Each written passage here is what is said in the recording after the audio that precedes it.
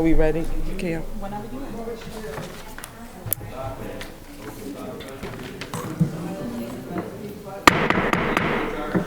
I'd like to call the Finance Committee meeting to order. Good morning, everyone. Roll call, Alderwoman Tierney, thank you for agreeing to serve on this committee. There are two of us, but we will get the job done. First two items are approval of the minutes, and since only one of us was here on the 22nd and neither of us were here for the last three meetings, we can't approve minutes today. So we'll postpone that until the other members of the committee have returned. Next item is reports from departments. And first up is the Department of Recreation and Parks. Mr. Trader, come on down. I see you have lots of staff. Would you like for them to join you at the table? Yes, ma'am. We have full support in camaraderie with the Recreation Department. I'm sorry?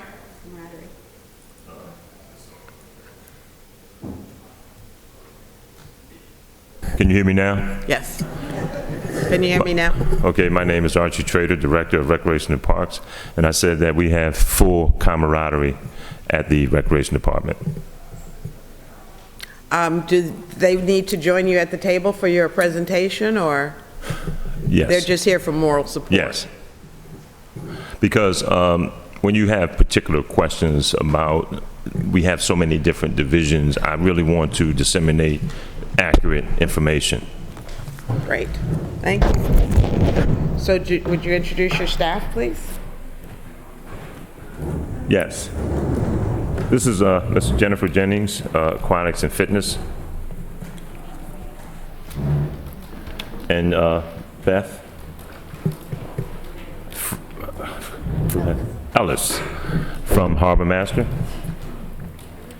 Kathy Owens, Division Chief, Programs.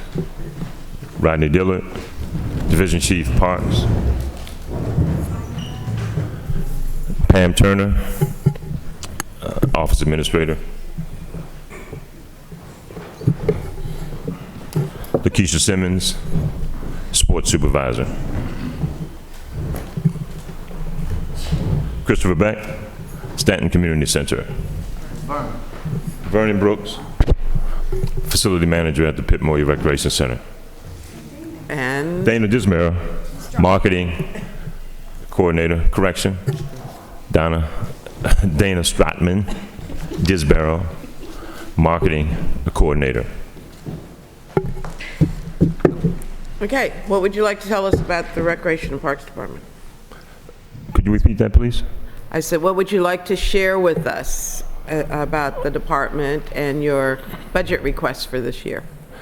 Well, we have made many requests for enhancements, and we have done requested our latchkey. We've requested various other enhancements. Mr. Trader, did we just give you a supplemental budget for latchkey recently? Yes, you have approved, I guess preliminary, you've approved the enhancements that we asked for latchkey. So if you're referring to the FY19 budget, they were a couple of the Rec and Parks divisions were recipients of some of that payroll money that we spread around to cover raises, and latchkey was one of them, yes. Okay. I don't remember the particular amount, I'd have to dig it out. So I guess my question is, in the 2020 budget, are you making the requests that will sufficiently cover your cost? Yes, absolutely. And those Okay. costs specifically were for food and to feed the children. We didn't have enough money to feed the children. Okay, and in this year's budget request, there is sufficient funds? Yes. Okay. And also background checks. And also what? Background checks for employees. Okay. All of your employees go through background checks? Yes. Do all employees Yes. have background Yes, checks? absolutely. Summer camp, latchkey. Every employee that's hired, we do a background check. as well as a urinalysis. Is there a question or?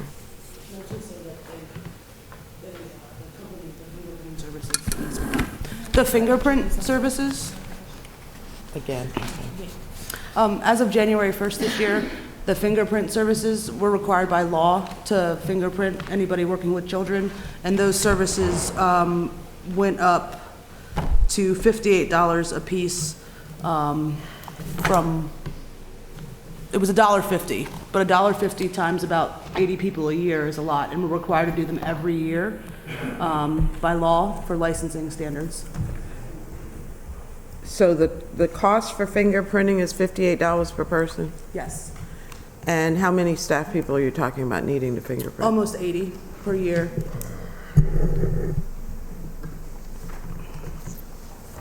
And that includes, Yeah, yeah, that's all fingerprinting. correct. So what I asked for is, there's,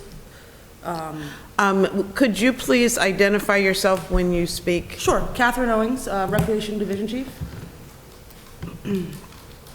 So,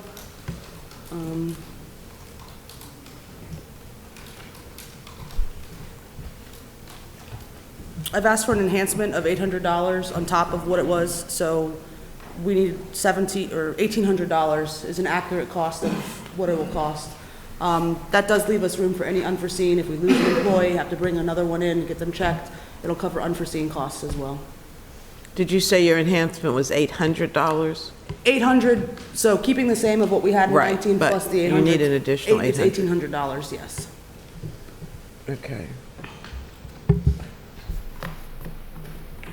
And that covers the entire department? Yes. It should cover the entire department. It's more than we had this year.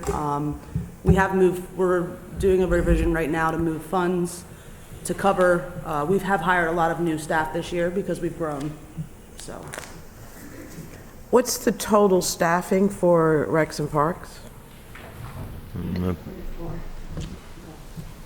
How much? 34. No. Positions. The total department, I'm Staff? asking. Yes.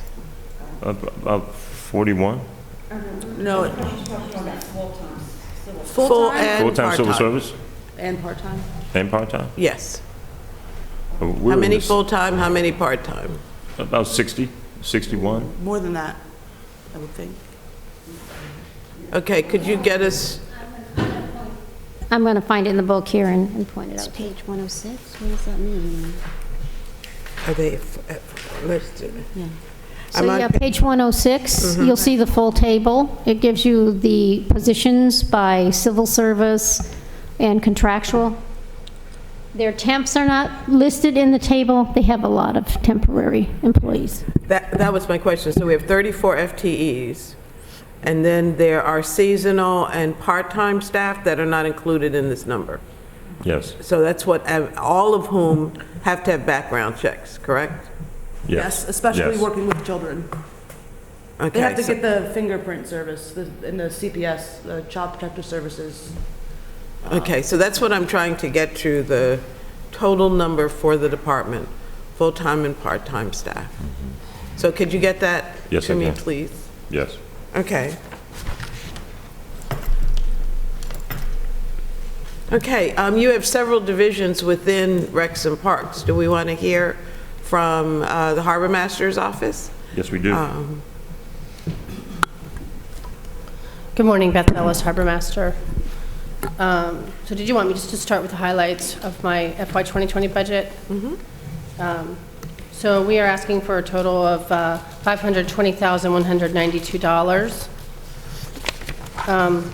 Of that, roughly $200,000 is for seasonal salaries. Our seasonal employees are probably 10 full-time equivalents. We work an average of about 14,000 man-hours at an average of $14 per hour. That's where that number comes from. It also comes from sort of historical spending with a small bump because minimum wage has gone up. And when our employees return, we do try to give them a small raise because they have more knowledge, skills, and abilities. Of that 520,000, 187,000 is full-time salaries. That is for me and for Tyler Northfield, who's our deputy, who's expected, we're expecting to request that the city council approve his conversion to civil servant on July 1st. Ms. Mock, do we have the document you have in front of you with your enhancements or highlights? I don't know if you have this single page, it was just sort of talking points for me. I can certainly copy it.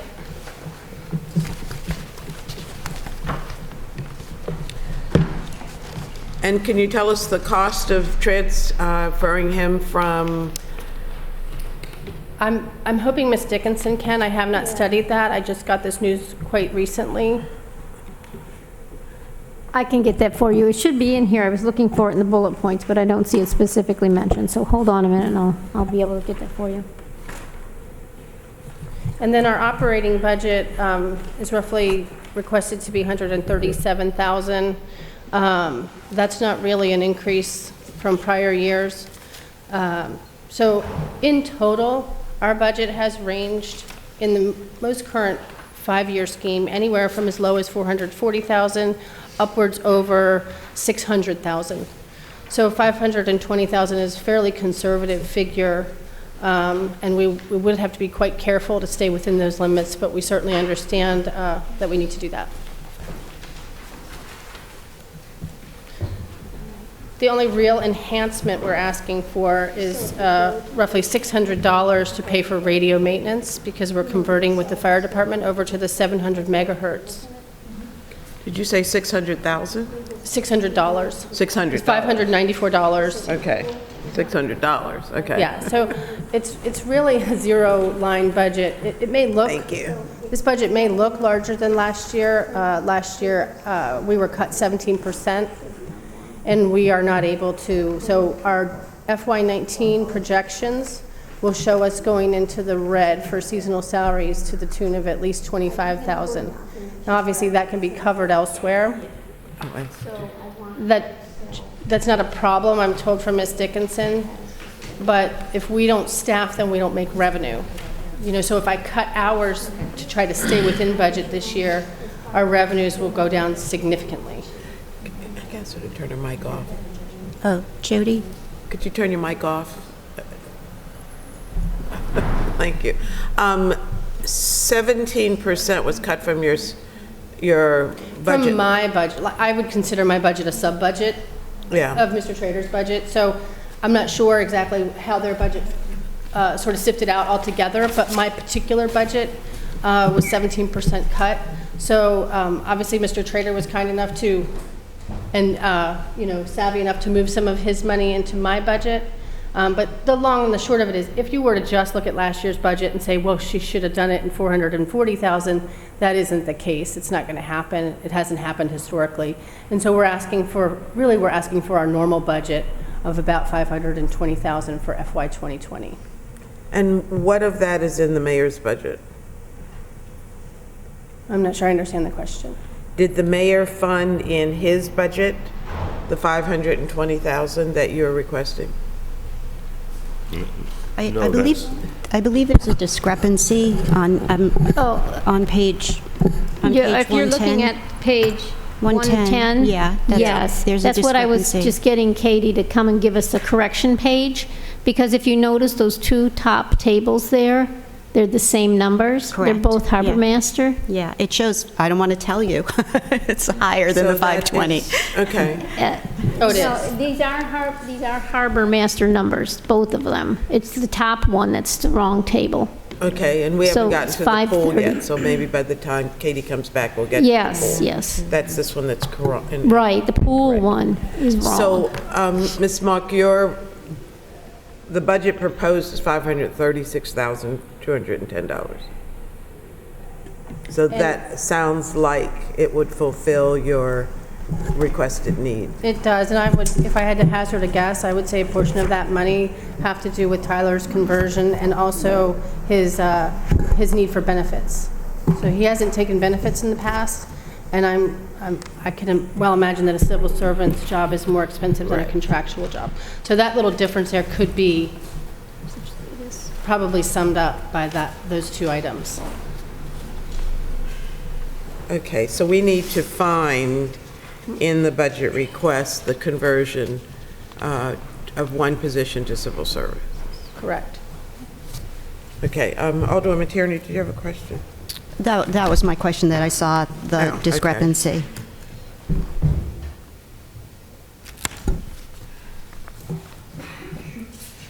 Ms. Dickerson, can you help us with that, whether that is included, the conversion of one staff person to civil service? He is in the 20 budget as a civil service with benefits. Okay, So I'm trying to quantify it now. I have to add a couple numbers together, though. Hold on. okay. Thank you. Okay. Mr. Trader, what's your next department or division that you'd like? I would like to discuss aquatics and fitness. Okay. Is that Ms. Jennings? Yes, good morning. My name is Jennifer Jennings. I'm the Community Health, Fitness, and Aquatic Supervisor for Recreation and Parks. I'll start with fitness. And my first line is we've asked for an additional $54,000, to almost $54,500 for our instructors. For some reason, the year before, that line item was completely cut by about 55%.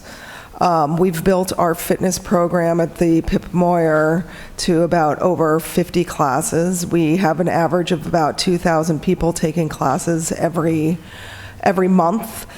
And we need altogether approximately $100,000 to be able to run the program. You said you have a slide in front of you, or because we don't have what you may be No, this is looking just sort of my own worksheet that I have. at. Oh, okay. Yeah. I'm looking at, under health and fitness, a total proposed $245,500.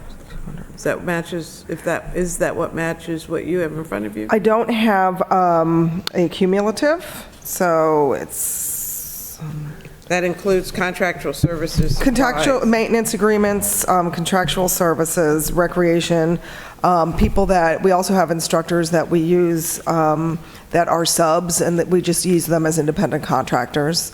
And with supplies and our equipment, you know, we're getting a little bit long in the tooth in the fact that we've been here for 10 years now. And we have been doing a pretty good job of replacing our equipment on a yearly basis. But I know Mr. Trader and I were discussing about putting some of those fixes into a capital improvement. But we have, you know, you're talking, you know, the cardio machines, the strength machines, the TVs, the, you know, the sound boxes. So there's a lot, and just weights, the mats, there's a lot of replacement that goes on within my department. Is that what's within the supplies and other? That's in with Category? tools and equipment. I'm seeing a category of supplies and other, nothing under Okay, capital outlay. okay, so what's that number? 18,600 is proposed. 18,000, okay. That probably would include, because I have, for tools and equipment, I've around $15,000 in supplies, $7,000, and then plus do you have a maintenance agreement on your sheet? Unless that comes under contractual services. That would probably, which would be about 13,000? I'm on page 109. Yeah, Jody, we need help reconciling the numbers that were given with it. Yeah. Yeah. Do we have copies of what you're reading? Well, we're looking at the budget, The actual so I budget? assume you would have a copy of your section of the budget. The budget was published on the internet site with all the pieces in it and all the pages they're referring to. I have a copy. Regarding the replacement of the equipment, we were successful in the 2019 FYI to, as Ms. Jennings indicated, to acquire capital money for the replacement of equipment, which came to about $20,000 to $30,000, which is not a part of this budget. So you received capital funding for that? Capital funding as in, vehicle replacements, how they pay for vehicles, we were successful in getting that for the FY19 budget. So does that mean you need less if you replaced equipment in 2019? No, we're still spending that money. As a matter of fact, we just acquired some equipment. Yes. Okay, so I'm asking, so this 18.6 is, Want the breakdown? well, I'm just asking if this is sufficient. Yeah, go ahead. He's talking about moving items into the capital improvement plan. It was done in FY 2019. It was done. We're showing, is It it, wouldn't be in there because It's separate from the it budget. wouldn't be in there because he said they just moved some. well, what is, I think that comes from the capital fund, what's my terminology? So we had, capital reserve? I don't think that there's a capital project that covers equipment, health equipment inside the Rec and Parks facilities. It was There- appropriated and then it was taken away. Right, that's that little workout area that they were Yeah. going to build outside. Correct. That has been taken out. Is that what you're talking about? Yes, it the was outside capital this- funding for exercise equipment. So when did you receive this funding? FY19. It's, Mr. Trader, are you talking about that park that they were going to build outside along a fence, and it was, like, gonna... no, ma'am. No, okay. No, ma'am. This was actual exercise equipment. Exercise equipment in the Yes. capital budget or in capital outlay as a part of the operating budget? What I heard him Probably say the was- latter. Go ahead, I'm sorry. Probably the latter. Ms. Dickerson, were there funds moved from the capital reserve fund into recreation and parks within the last year? No, not that I'm aware of. I mean, I wasn't out here the whole year, but not that I've seen. So I'm not sure what he's referring to. Okay, but With there was a his funds. $30,000 transfer, is what I'm hearing you say, Yes. into Recs and Parks for the purpose of replacing or maintaining equipment, It was strictly for replacement strictly for... because we have a maintenance agreement that we actually maintain equipment with. But this capital funding was specifically to address the replacement of machines because it was virtually impossible to purchase exercise equipment based on line items of the operating budget. Okay. So for 2020, because you got that lump sum of funds to help purchase new equipment, Yes. you don't have a greater need for equipment replacement in 2020. We have, always will have a need for equipment replacement in each fiscal year. We have usually a 10-year life shelf for each piece. It depends on the pace. Depends on the piece. 10, no, it's probably about 6 to 8, 6 to 8. if we're lucky. Then that would not make it eligible for capital funding, because capital funding generally is for projects that are 20 years, have a 20-year life expectancy. Well, this is not a project. This is equipment replacement. So my question is that, what is the purchasing of vehicles? Does that same time frame apply to vehicles? I don't know how that was structured. If they are purchasing any vehicles for Rec and Parks in 19 or 20, it will be done through the Fleet Vehicle Replacement Fund, not through Rec and Parks budget. Would that be a capital expense? No, no. We would be buying the vehicles through Danny's Vehicle Replacement Fund. So that's not a an capital operating. expense either. Okay. It's a Okay. capital type item, which may be where the confusion is. Okay. capital outlay in the operating budget for things like automobiles, smaller pieces of equipment, that kind of thing, we typically charge that through capital outlay, which is an expenditure line item in the operating budget. So, So the question would be, not that they're not comparable, and by rule for us on finance, it has to be a 20-year life expectancy.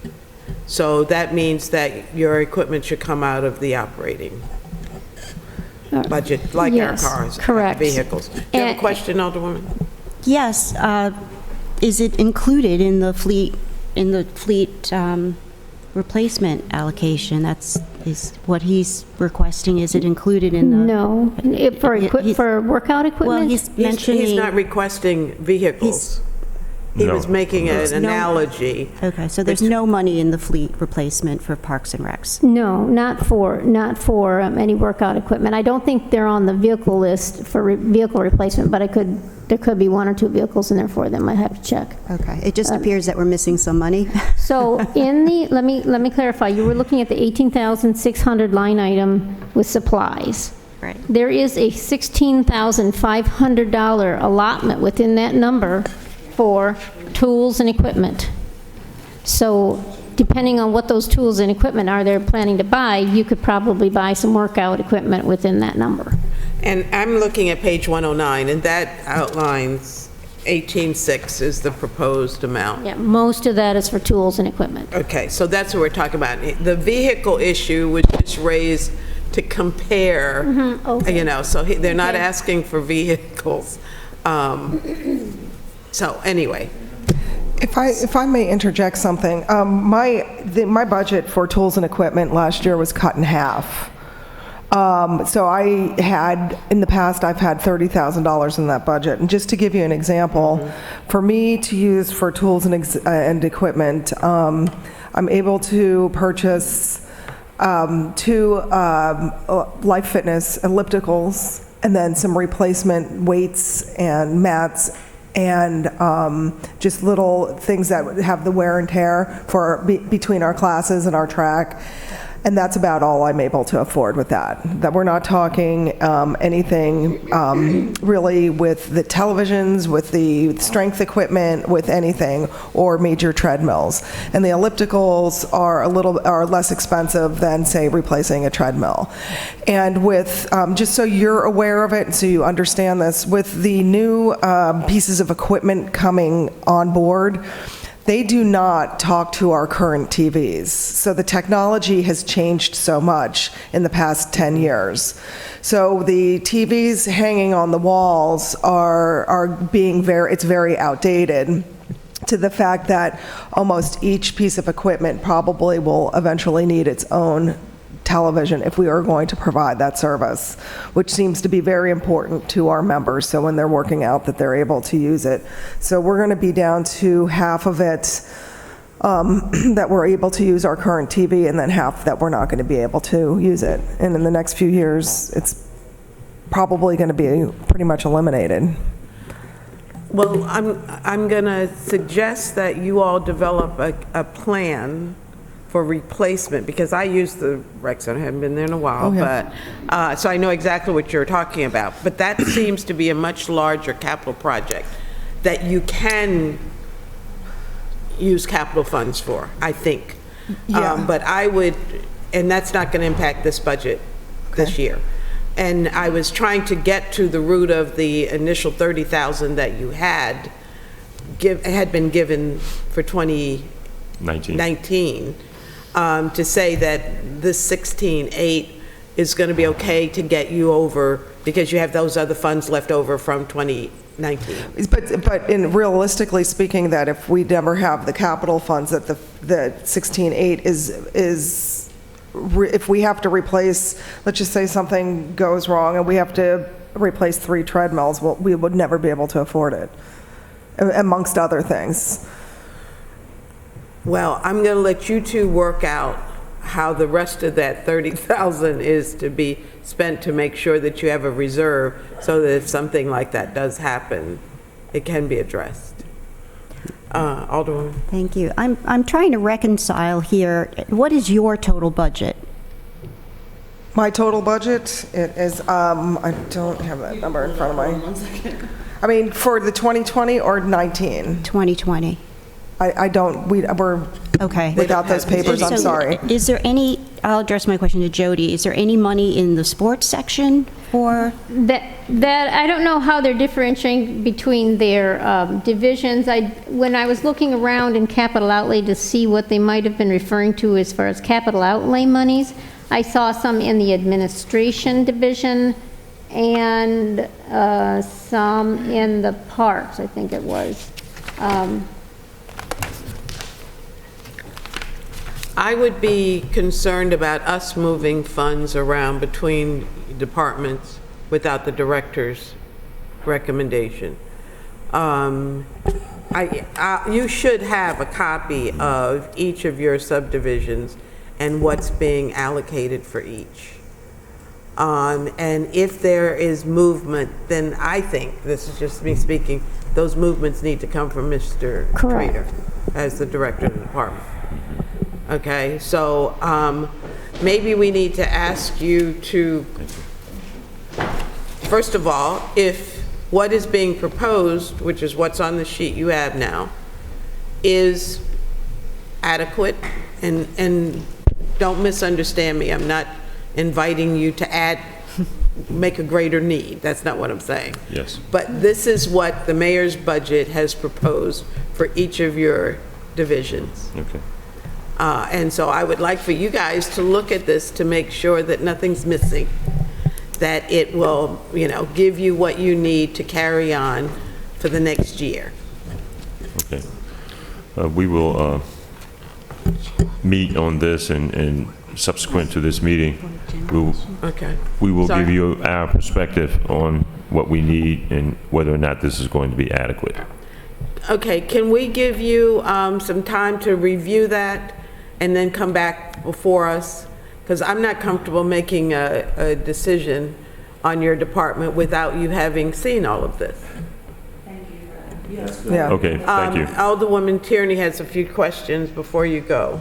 yes, let me ask my questions, and you might be able to address them when you come back. First, as far as the coordination with our Recreation Advisory Board, per code section 2.48.170, they're supposed to assist you in creating your budget. What kind of interface did you have with them? I am completely unaware of that. That had never taken place before. Okay. I have been director for 2 years. I was interim for about 8 months prior to the 2 years of my appointment. And I have not had any correspondence or interface with the Rec Advisory Board regarding the budget. Okay. I'm just looking at a code reference. And Understand. Thank you for bringing that to my attention. And these items are not very clear in the enhancements as described in the budget, which I believe you'll get a copy of or look at. It is on the city website. The increase, to be prepared for the next meeting, the increase in the Stanton staff is not clear, and the increase in camps and classes. And then my last question is not really, well, it is budget related, but what is the status of the pickleball court? The new construction, Yeah. well, it's going to start this summer. This summer. Are we building new pickleball courts? Yeah, they will, there's 6 pickleball courts that's going to be built. I want to use the word reconstructed on the existing tennis courts. And that's going to take place this summer, the fall. Yes, the fall, September, late September or early October. So will tennis be used played on those courts also? Well, they won't be played on the actual pickleball courts because there are 6 designated pickleball courts at Tufton Park. There will be 10 designated tennis courts. Okay. You talking currently, now? No, I was asking for the future. What I thought I heard you say was that pickleball courts were going on the tennis courts. Yeah, for the future, they will But we're not losing all of our tennis courts to pickleball. No, we have 10 remaining designated tennis courts. Okay. Originally, there were 12 tennis courts. 2 tennis courts have been converted to 6 pickleball courts. Okay. Are you done? I Okay, have, I'll Mr. Christie. interject some information here. I calculated Tyler's change from contractual to civil service to be about 18,000 total with his medical that he's going to take next year. And you were asking about camps and classes, the increase in camps and classes. So if you recall, our most recent set of supplemental allocations, when fund transfers, when we were moving that payroll money around, there were 2 divisions in Rec and Parks that, for some reason, they were shorted appropriations in 19. And the camps and classes was one of them. It was at least $200,000 of money that wasn't in that budget that should have been. So that's the major cause in that increase in the salaries and benefits line. Okay. I don't recall the other one right off the top of my Is it head. latchkey? Latchkey was missing some, but not a lot. Okay. A lot of their divisions did get extra money in that transfer, but 2 of them were significant increases. Okay. So the 19 number that you're seeing in the budget book is too low.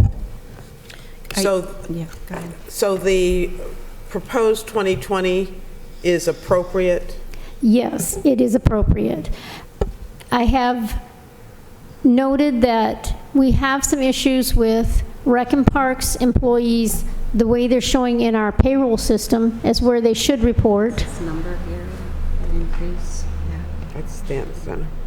Oh, that's what. Sorry. Where they should report based on where they're being charged during the payroll process. I think we have some shifting to do Okay. among the Rec and Parks divisions, but that's another project that we'll have to undertake to make sure the budget dollars are where they should be.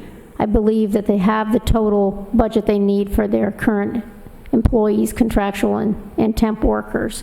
It's just we might have to shift it around a bit. Okay, so that won't change the bottom line? No, Okay. Okay, so, yes. I'm sorry. Katie Owings.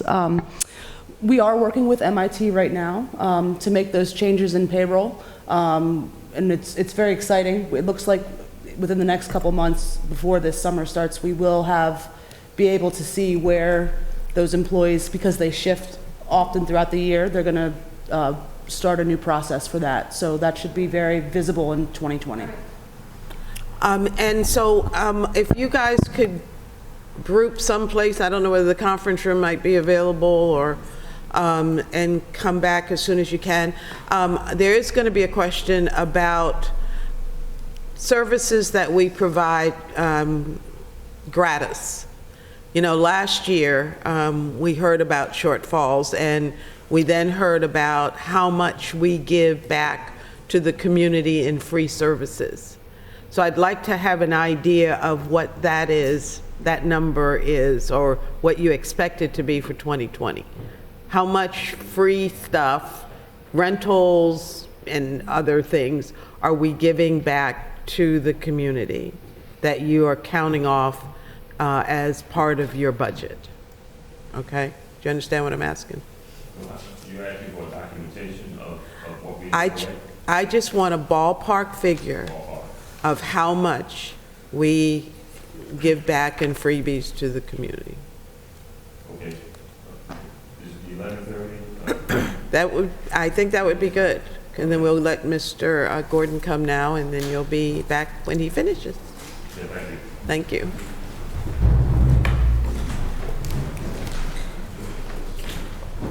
you. I'm not hearing.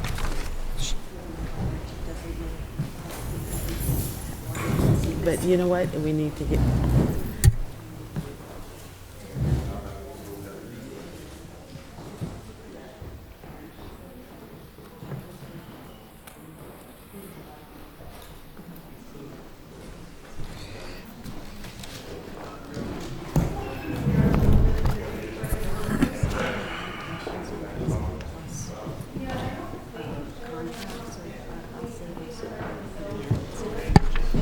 is that part of the budget?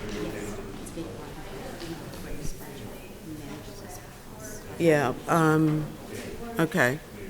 Because I want to keep our questions to budget-related. Okay. Or we'll never get through. That's Good morning, Mr. Gordon. Good morning, Dr. Madam Dua. Chairman. How are you? Shall we start? Pardon me? Shall we start? Yes, you may. Okay. Good morning again. Rick Gordon, Department of Transportation. With me is the Deputy Director, Dr. Kwaku Duha. The ADOT budget for 2020 remains virtually unchanged from FY 2019. It remains a maintenance budget. The department will continue to provide safe, reliable public transit services and efficient parking management services. Effective August 1st last year, which many of you know, we stopped operating the gold and the yellow routes since the county was operating identical routes. We therefore reallocated resources from those two routes to other routes, particularly the Brown route, which resulted in reduction in headways and a slight increase in ridership. More importantly, this also improved the customer experience regarding transfers at the mall and the Eastport transfer point. In FY 2019, we've seen improvements in our on-time performance, evidenced by a reduction in complaints and missed trips. Our average on-time performance for ADA and fixed route service is 100% and 85% respectively. Transit ridership through 9 months of FY19 is at 307,831. Based on the 9-month ridership data in the current fiscal year, we project about 8.5% decline in transit ridership as compared to FY 2018. The FY18 ridership was 464,454. We believe this is due in part to the reassignment of the gold and yellow routes to the county. With regard to parking, through 3 quarters of FY19, the department issued 15,543 citations. Revenue from on-street parking operations, that would be citations and parking meters, during the same period was $1.594 million. Changes made in FY19 included the acquisition of 3 new small buses, development and implementation of a new FTA-mandated safety management system plan, and we offered free fare programs to students K through 12 in the city. Since the implementation of this program in September 2018, approximately 2,400 students have benefited from the program. Planned changes or improvements for FY 2020 include the completion of our 5-year transit development plan, which we worked through with the state of Maryland, implementation of new bus stop signs and maps at bus shelters. We're pursuing capital grants for the purchase of 2 heavy-duty buses to replace some of the aging fleet. And we will also continue to review our programs with the goal of identifying and eliminating inefficiencies. In the 2020 budget, we did ask for 1 enhancement. That was the conversion of the transit operations manager, which is a contract position, to a merit position, and that position is transit superintendent. I'd be happy to answer any questions you all may have. Well, I'll start from the end, which has to do with the enhancement. Was that included in the mayor's Yes. budget? Yes, it was. Okay, and that's a conversion of a contract employee to a civil service That's correct. position? Okay, and do you know the cost of that conversion? Was it about $3,000 difference in the cost? It's about $3,000. I didn't bring those numbers. Maybe Ms. Dickinson. So do you know if the individual currently has medical benefits? He does have some Okay, benefits to so his it would contract. be just a few $1,000s. I can get you that. Okay. Which category would it be in? Is that operations or maintenance? You might have the number here. Okay, well, Ms. Dickerson can give us the actual number. Tell us about the decline. You said you have 2,400 students that ride on, Yes. Is that a regular basis? Well, last year was the first year of the free fare. It was probably around the same ridership the year before. It's just that last year and moving forward, there's no fare for students. Okay, so the lost in what would the lost in revenue The be? loss would likely have been associated with the loss of the yellow and gold routes to the Okay. county.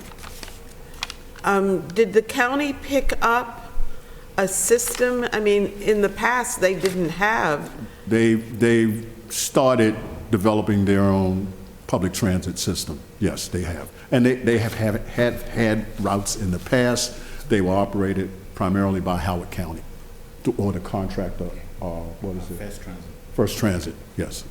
okay, so First Transit does their, so First Transit is actually picking up the gold and yellow routes now? Yes. Okay.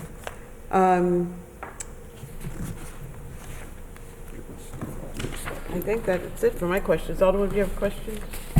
Yes, my questions are more specific with the SP Plus contract. Okay. Which you should have gotten a copy of. Yes, thank you over the very much weekend. for that, and thank you for all the work you do. No problem.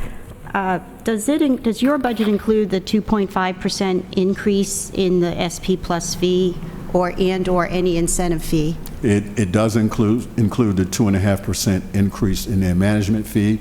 Okay. And the last time that they billed us for the KPIs or the incentive fee was FY17. The total cost of the incentive fee is $34,000. There are 10 performance indicators that they need to meet. They only met 8, so they received $27,000 in FY17. At that time, I spoke with the previous city manager about revisiting the KPIs because we needed to make some adjustments, and to date, they haven't been changed. So to date, SP Plus has not billed for more. It would be your of that incentive suggestion fee. that we revisit those? So we Absolutely. should, There are some performance indicators that have been met that need to be adjusted, and I'd like to meet with, and Alderwoman Tierney, as you know, with our work group, Yeah. and possibly the city manager to discuss some revisions. I've also made this known to SP Plus in the past. okay. May I follow up on that line? The 27,000 that they were eligible for, is that equal to the 2.5% incentive fee, or is that something different? Actually, it was the first year of the KPIs, so the 2.5 had not kicked in. The Okay. 2.5 would also, now there are two budgets we're talking about. We're talking about their management budget, which also has a 2.5% escalator, and the incentive budget. They both have a 2.5% escalator. The only year that they charged us for the incentive fee was FY 2017. So their normal budget includes the 2.5% increase. Okay. The 27,000 is, That was part of the incentive fee for FY 17. There was no incentive fee billed to us in FY 18. okay. Uh, Sorry, go ahead. Oh, no problem. What is the status of the $900,000 advance to the city for city-owned parking equipment?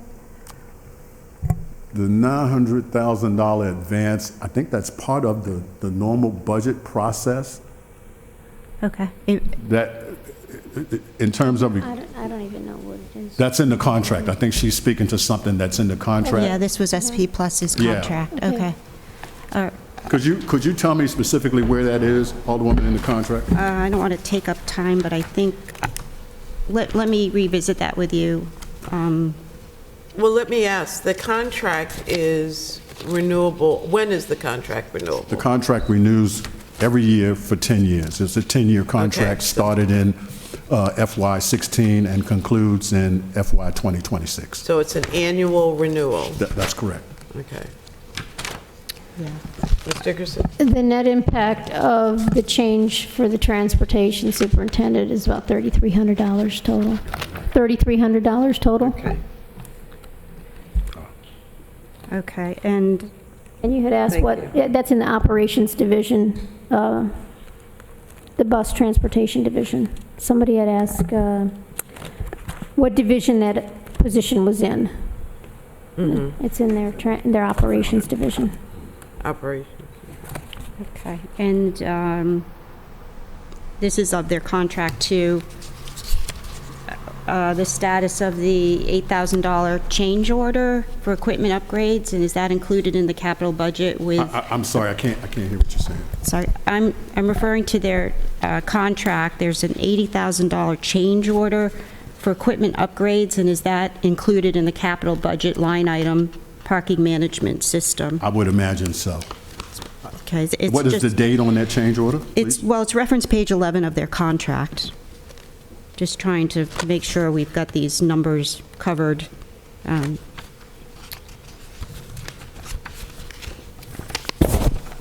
And that just brings me to my last question. How many change orders to date do we have with SP Plus? Is that I something? think there have been 2 or 3, and I can tell you what they were associated with. I can find all of the documents that I have here. There have been a total of 6 amendments, and I believe there was 1 change order associated with the KPIs. The amendments included changing a section of the contract to address deposits of gross receipts to the city. Amendment 2 was the authorization to tow, because SP Plus did not have the authority to tow when they came on board. Amendment 3 was the provision of the circulator services. They took that over in their first year. Amendment 4 was the provision of city-owned vehicles for the enforcement program. We provided them with city-owned vehicles for enforcement.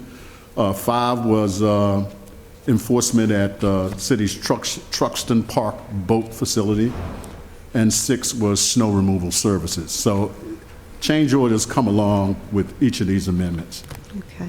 And I how unfortunately long don't is? have all of them here. Yeah. Is there, and their contract is 7 years more, or is it, it's a 10-year contract?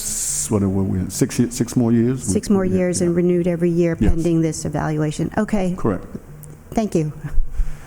Let me ask about the subcontract to, what's the company who The does circulator? the circulator? Yes. Ruston Limousine.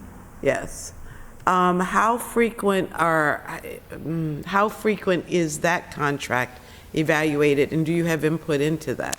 We haven't really evaluated the contract. They're a subcontractor to SP Plus, so they would evaluate it. When we have an issue, we discuss it with SP Plus. There have been times when we've discussed it directly with Reston, but it hasn't been contract issues. It's generally operational issues that we discuss with them. As you, Sorry. as you know, we met with them when we were dealing with the film festival. Yes. And trying to work out transportation around the city. And they seemed very accommodating, but I was surprised to learn that we did have a subcontractor, doing our circulator. But Oh, yeah, they- it's been that way since they came into service here. It was in the original contract, and they picked it up after maybe 4 or 5 months. Actually, they started the initial contract prior to July of 2016. I think there were some issues negotiating the previous contract with Park Place, which resulted in SP Plus starting early. And when the new contract, the 10-year contract kicked in, that's when they took over the circulator services, which was part of that contract. So they too have a 10-year contract. Yes. Okay. And clearly, I missed it. Not, to be honest with you, I wasn't the only one. Everybody sitting up here at the time was surprised to know that we Yes. had outsourced that to another company. Yes, that the circulator is part of the parking program. So it all went as one package. And it always has been part of the Yes. parking program, but we paid for it, when we were charging and when we weren't charging and when we were charging again. That's and correct. We've gone around. Dr. correct. Dua's laughing because he remembers those days when we couldn't figure out what we wanted to be. So anyway, it's all good. Alderwoman? Could we dissect that a little bit as far as the circulator? Is it a profitable, Very rarely are public net- transit. yeah, I know, I mean, systems- is it breaking even, I guess is the best case? No, it is not. And, Yeah, and, it's and more so running a now because it's deficit. free. We were getting some funding from it when it was not free, but now that it's free, no, definitely not. Okay. It's actually a service to get people to park in the city facilities. Okay, thank you. Well, and that raises another question. What are we doing? You know, when we started the circulator, the whole idea was, just as you said, to encourage people to park in the garages and hop on a bus to go wherever. And some people did it and most people did not. We realized that there were folks, lots of folks at Park Place, for example, who were using the circulator as their, mode of transportation, which was fine.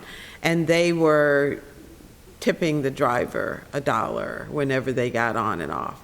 And so then we started charging $1, and then we came back to not charging anything.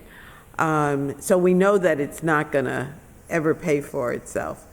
But what about your general fare box on, and I'm skipping back to transit now. What's your fare box return today? Almost $500,000 annually. Are you talking about the fare box recovery ratio, or Yes. you're talking about the fare box revenue? Well, the revenue is what I'm talking about, but the ratio, it would be good to know also. Okay.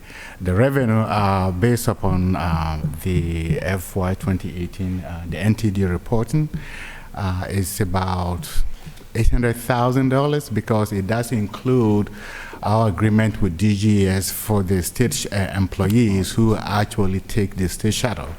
DGS police, you said? Yeah.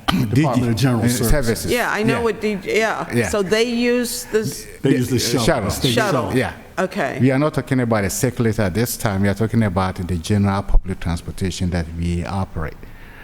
So that brings in close to $265,000. And also we do get the actual fare box, excluding those, would be around $400,000 to $500,000. I do have the numbers. I can provide them with you. Plus, also we do consider the advertising revenue as part of the fare box revenue, which last year was just around $120,000. How much? 120,000, 120. 120,000. Yeah, but if you want the exact numbers, based upon FY18 FTA reporting, we went through the whole process again with finance. We should be able to give you the exact numbers for FY18. Okay, so let me make sure I heard this correctly, and I won't have all the numbers you just shared with me, but our fare box brings in about $800,000. Correct, yeah. Is DGS paying us or no? The DGS, they do pay us. That is included in the 800,000. Okay, is that yeah. 265? Yes, sir. Yes, yes, ma'am. Yes. So that's almost a third of what, or probably is a third of what is raised on fare box, and it's coming from DGS? Actually, there are other funding sources included in that number as well. The advertising that he mentioned Yeah. was Okay. $120,000 a year. The county subsidy, Yeah. which was $350,000 a year, which fluctuates. So advertising revenue is in that amount also? Yes. The 800,000? Yes. Yeah. Okay, so the next question is, what's it cost? What does What does it cost to run the same system that we are generating 800,000 from? Okay, overall, if we do include the administrative cost of a large portion of it, and includes the city portion of the city overhead charge, is about $4.9 million. But you're talking about the fare box revenue. The fare box revenue represents a fraction of our total revenues. Because for the total revenues, we do have the fare box, we do have the grants, we do have some subsidies from Department of Social Services, the one in the office on West Street. And also we do have a portion of the local funds that we get. It used to be 2.4, a portion was also added to that. So when we are looking at the overall revenues, your fare box revenue is part of it. Your grant is also a separate source of revenue. So when you add everything up, without a city portion of it, it's about 4.8, 4.9 in operating cost. Oh, can you hear? No, hang on. Okay. think somebody's calling him. Okay, sorry.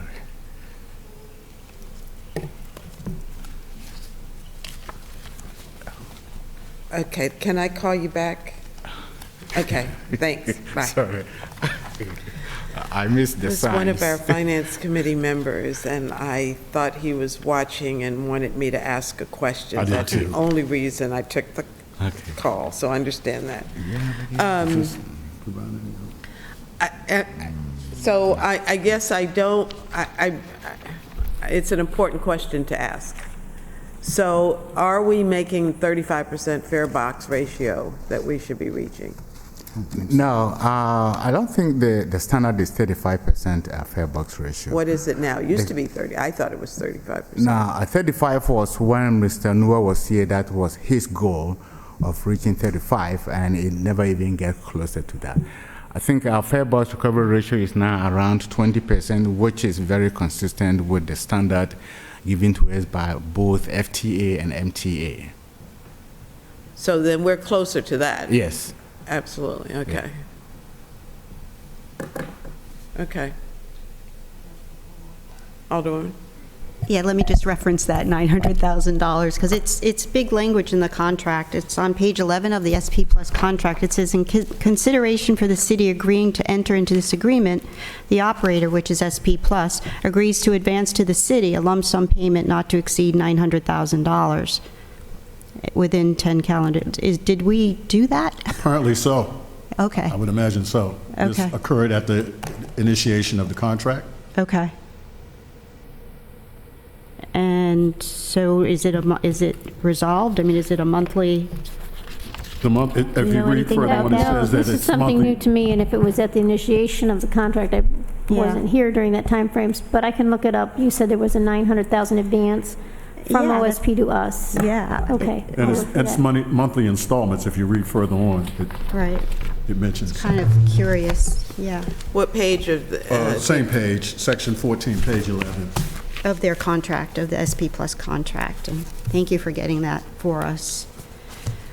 And then I just had a general question, if the public is watching, but the relationship between the transportation fund and parking, if you could explain that briefly, how they support each other? And the Yes. best document to look at that? So one of the revenue sources that you see in the transportation fund is a transfer coming from parking operations. Can I see that in a summary page somewhere, or? So when you, let me find it in the book. The revenue tables are further forward in the book.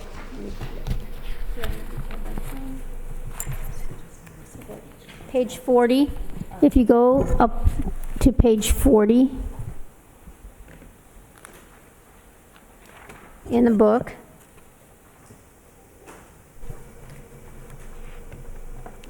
Okay. in the far right column, you'll see the FY20 budgeted revenues for the transportation fund. The $2.7 million there, the other financing sources, is the amount we're proposing to transfer from parking operations to allow the transportation fund to break even. That's what we need to break even. Okay. And we're transferring that from parking operations. Parking operations almost always has revenue in excess of expenses. Is that the other financing source? Yes. Okay, gotcha. That's where you see it Gotcha. coming in to support those activities. Okay, bingo, bango, thank you. That's enough for me.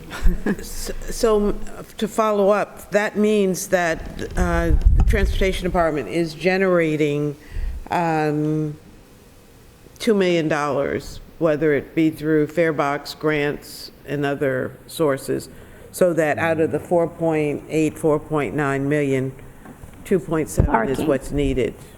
Parking is generating the excess and giving it to the transportation activities. Well, the 2.7 is under the transportation. Fund is a revenue. That table on page 40 is the revenue coming into the transportation fund. Right, and that's what we're transferring into. No, that's what we're transferring from the parking fund to the transportation fund. Okay, you're right. If you were looking at the parking fund budget page, which is back in the back, No, I wasn't looking at the parking fund. I was thinking about what Dr. Dua gave us as the total number of cost for operating transit. And he said 2.8, 2.9. And if the shortfall that we need to transfer in is only Is- 2.7, Yes, that means that they are generating the 2 point, the other piece. Yes, Yes. yes. And grants, We do. a Yes. significant Yes. chunk of that is grant money. And then there's the fares Right. and the other fees that subsidize that too. okay.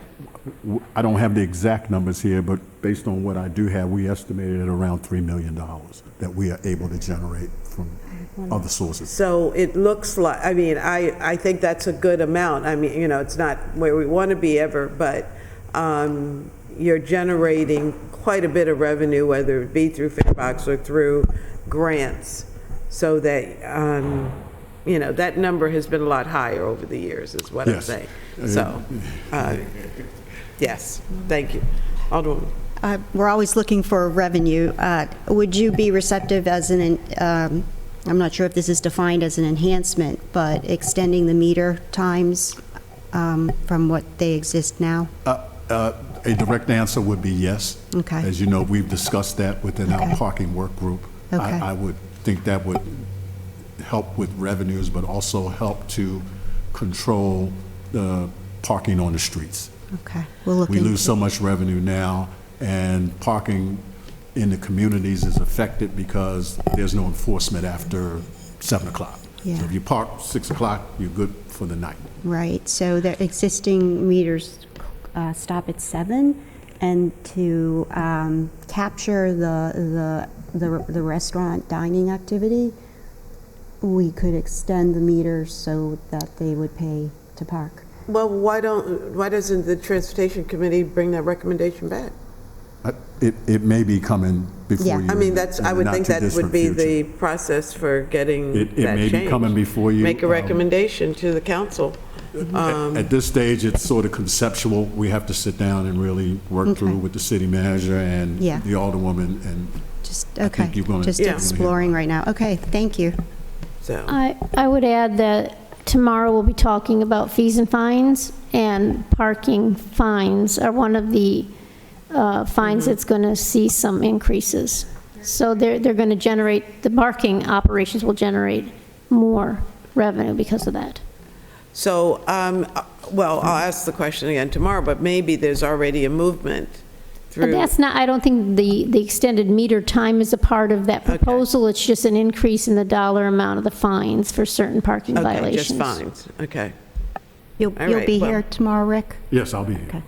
Okay, so I would hope that the Transportation Committee would make a recommendation sooner rather than later about those changes. So, okay.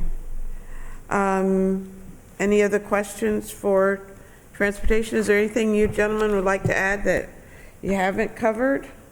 No, thank you for giving us this opportunity to come in and discuss our budget. Any enhancements? Your only enhancement was the conversion. that's correct. And that's already included in the mayor's budget. That is correct.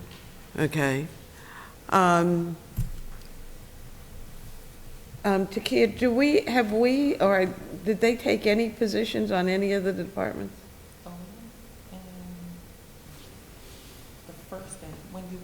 Okay. Alderwoman, I would entertain a motion to support the Wrexham, or the transportation to budget. Let me say this correctly. I would entertain a motion to support the transportation department budget as presented. I second that. Okay, and I'll second. You can't motion. She made the motion. So moved.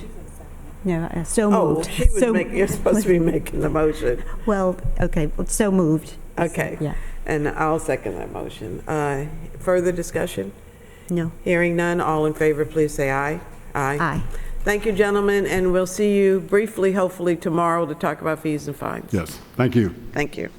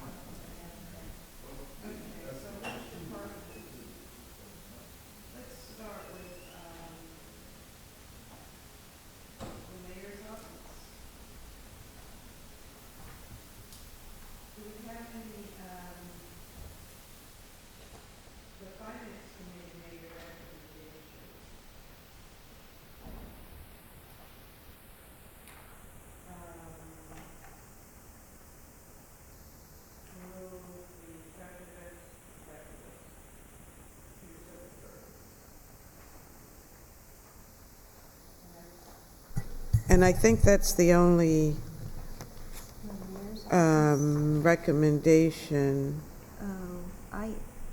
This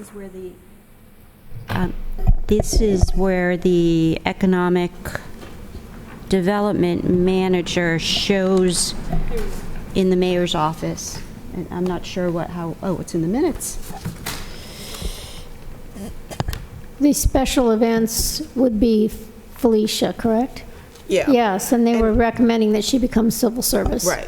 And I don't use names Oh, I'm sorry. because, you know, Just because Yeah, I think but we're getting yes. it confused with the economic development and the other Yeah. reorg stuff, which isn't No, a part of this. she's special events. Okay. I know they changed it to development special events, but she's special events. Where is the mayor's office? It's on page 40. Oh, okay. I believe this is where, from attending, that the Office of Economic Development was suggested to be pulled out and back in planning and zoning. Okay, can you we take remember that? these in order? Okay. The special events coordinator, it was moved, so we took a position on that already, which is on page 2 of the minutes.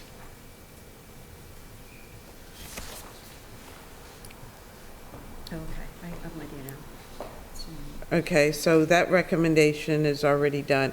If you want to go back, Alderman Payon moved that the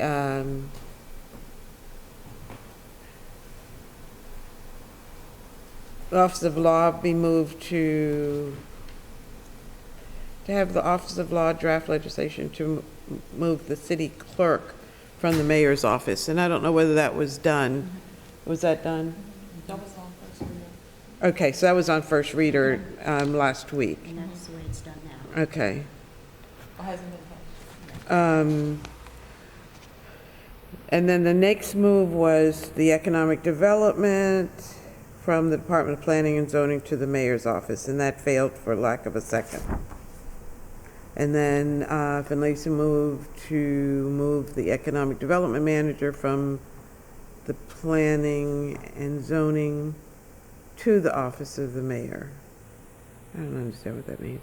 Motion to move the economic development manager from P and Z to the mayor, and that was seconded, and it was defeated also. Okay, the next one was special events. We just did that one. Those are different. That's not what she's over. I know, I'm confused. Where are you looking at? Those are mine, I just gave. Oh, okay. Oh, Gotcha. okay. Okay, all right. So the small and minority business positions, we opposed keeping those in the law department. I don't think it's in the law department. I mean, in the mayor's office, I'm sorry. I have, my notes say small business liaison should be put into the office of the mayor. That's what I had as. Right, but I think that failed. Move to recommend favorably, small minority business liaison be moved to the office of the mayor. No, that motion carried, 2 to 1. That's how you left that. Okay. So that was one of the recommendations that was approved. Felicia's, or the special events coordinator, was approved. So what was not approved?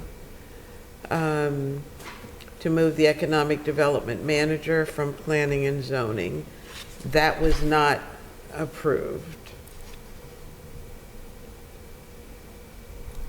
Can I ask Alderwoman Finlayson just the logic with leaving the small business liaison in the mayor's office, but was there logic there? We talked, yeah, there was. We've gone around with this for 3 administrations. And the feeling is that small and minority businesses deserved a different level of attention. And it started in the mayor's office, then it was moved to planning and zoning, then it was moved back to the mayor's office, and back to planning and zoning, now back to the mayor's office. And if you speak to the city manager, she strongly believes that there are certain positions that should be elevated to advisor to the mayor, and this is one of them, along with the environmental position, and I think there was one other, I can't recall. Economic development and environmental. Well, this is the small minority Yeah. business. But it's, yeah, we did not, I mean, it's a big Right. deal that we're saying keep economic development in planning and zoning. Yeah. Well, and I made the motion to move it to the mayor's office along with the smaller minority business, but my colleagues did not support that. And let's see, what's next? Favorable recommendation.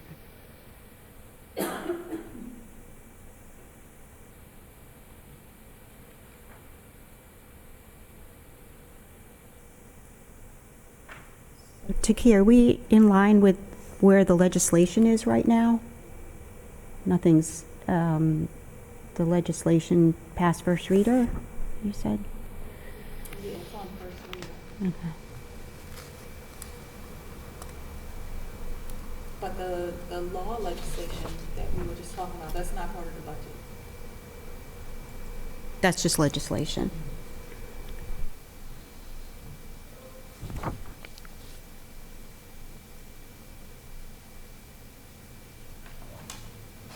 Okay, so here, city manager legislation, we approved.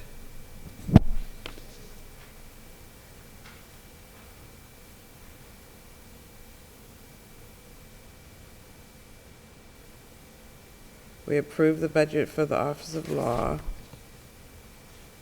And we approved the budget for HR and NMIT. So, all of those departments.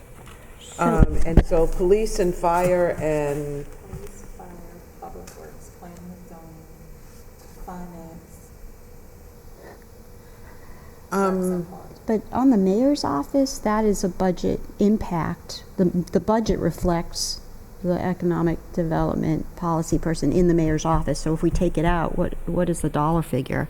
We need to amend, or the budget reflects differently why than would what we we're take it recommending? out? I'm not clear. The finance committee recommended that this line item, the economic development. Development manager would stay in the planning and zoning office. That Yeah. was what the committee decided. Right. So there is an amendment coming that's going to have to, as you prepare your recommendations, if that carries, then amendment will come to the council to adjust the budget accordingly. Okay. Okay. Okay, and that wasn't a unanimous vote out of the finance committee, so there's going to be discussion about that. Yeah, we just need to be prepared with the number adjustment. Number is in one of the fiscal impact notes that we did, as far as what impact it has to move Okay. them back. All right. Because there was a proposal to move them back, and we had to calculate the number for that. Well, there's also a proposal, if it's moved back to planning and zoning, that additional staff be included. If all that is in a piece of legislation, the fiscal impact note has all the impacts involved in that. I do know that we calculated the economic development manager moving back as a separate number. So if we pull up those fiscal impacts, we should see that. Okay, and I'm not talking economic development, I'm talking about the environmental position. Okay, that's calculated as well, because there was a proposal in legislation to bring that back over to its own department. And so in response to Alderman Savage's proposal, we did some fiscal impact notes for that too, to show you what that would do and a dollar impact. Okay. I can pull those up if you want me to, if it's important for you to know now. I think we should see them. I don't want to attach any legislation to the budget that's not directly related to the It's- mayor's yeah, budget. that one was not. That was Yeah, economic- so we can leave that Yeah. as a separate, and that was Ross calling. He expects to be back on Wednesday. Oh, so I'm short-lived? Well, you would still be here until Fred comes back on Oh, the I'm Fred, 15th. okay. That's right.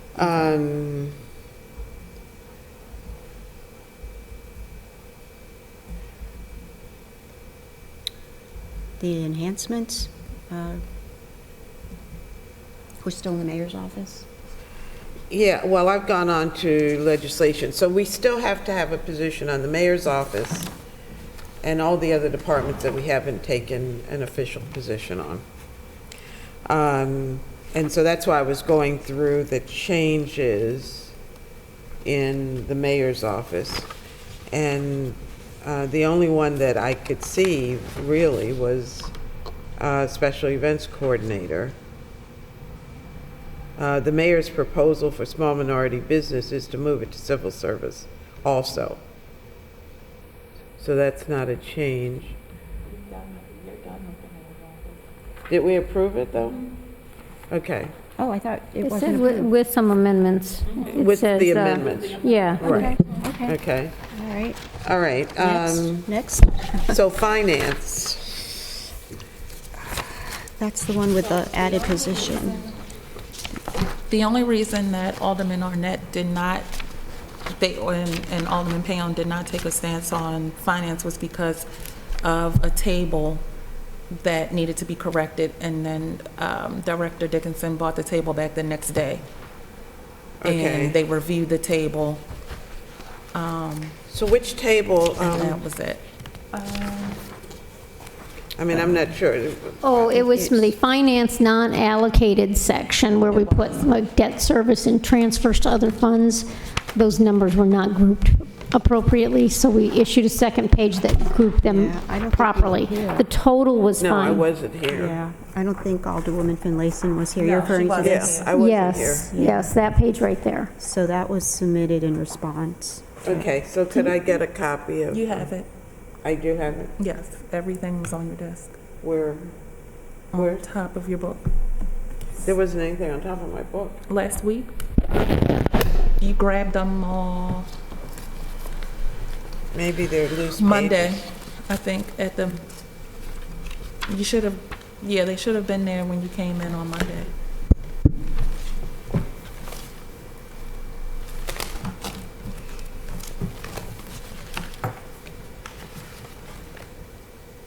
This That's is the one from today.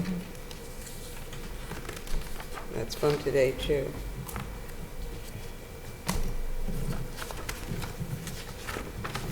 No, I need a copy of it. I don't have it. Have you looked on your desk, and I need a copy of it. I don't have it. there's a whole stack of papers for the whole week that I put on your desk, Okay. in there. All right, well, I'll look, but I need it now to, do you have it electronically, or? So, no, she can, Because I want us to approve as many of yeah, these departments. Alderwoman Finlayson can pick right up on this. This is, he asked for an expansion of this, you have this unallocated, and Ross asked for a breakdown, am I correct in that? Yes, yeah, this is the right one, right? You can use this one, that's from me, and I'll just look at my Excel table. Okay, so You can have this, that one. okay. So this is the 16-8. So, yes, it's a Could you- correction of the table on, Page 65. yes, page 65.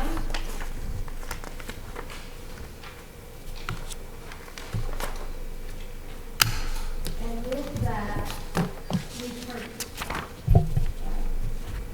with those tables, we also provided these notes that go with it, that describe the different pieces and what's in them. Oh, right, this one too. Okay, yeah. Do you have those? You have those. Well, these numbers are different, is that? They are different, but the total is the same. Yeah. So they were grouped, they were grouped improperly, and then we broke out some extra line items there, so you could see a couple items. So contingency has been added. Actually, that's the only one that's been added. Yeah, we broke out contingency. We thought you'd want to see that separately. Yeah. And then this page that you don't have broke down the interfund transfers, and, which is a big number, and other. Thank you. Hopefully Takia will find them on my desk and we'll bring them over. Transfer to capital. Interfund transfers, which is part of the non-allocated. So did he ask for a breakdown of the capital project funds for PAYGO? Hold on just a second. I got to get the other spreadsheet up or I won't be able to know what you're referring to. There's the PAYGO transfer would be for the capital reserve fund and a little bit of money to PAYGO, and I can give you the breakdown here in just a second. Where is that? Where did you get that? Right here. There's no breakdown for it though, PAYGO. Oh, okay.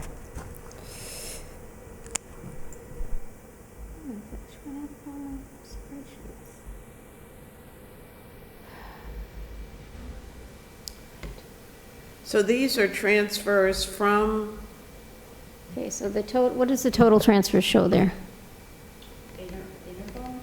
Yeah, 3836700. 38367.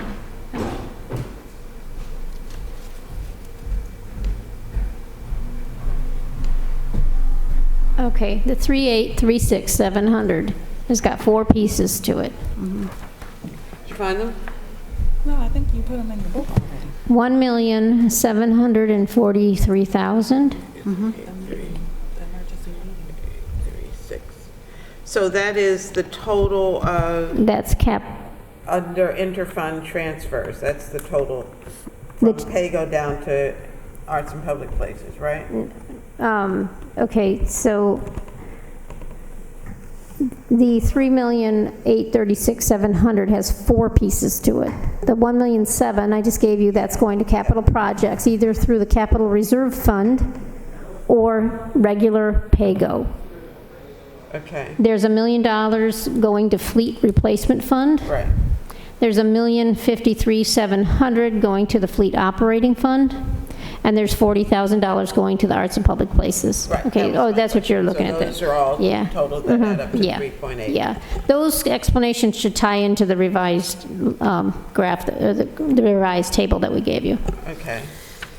And then the other, the 385,000, the Viva Chop and,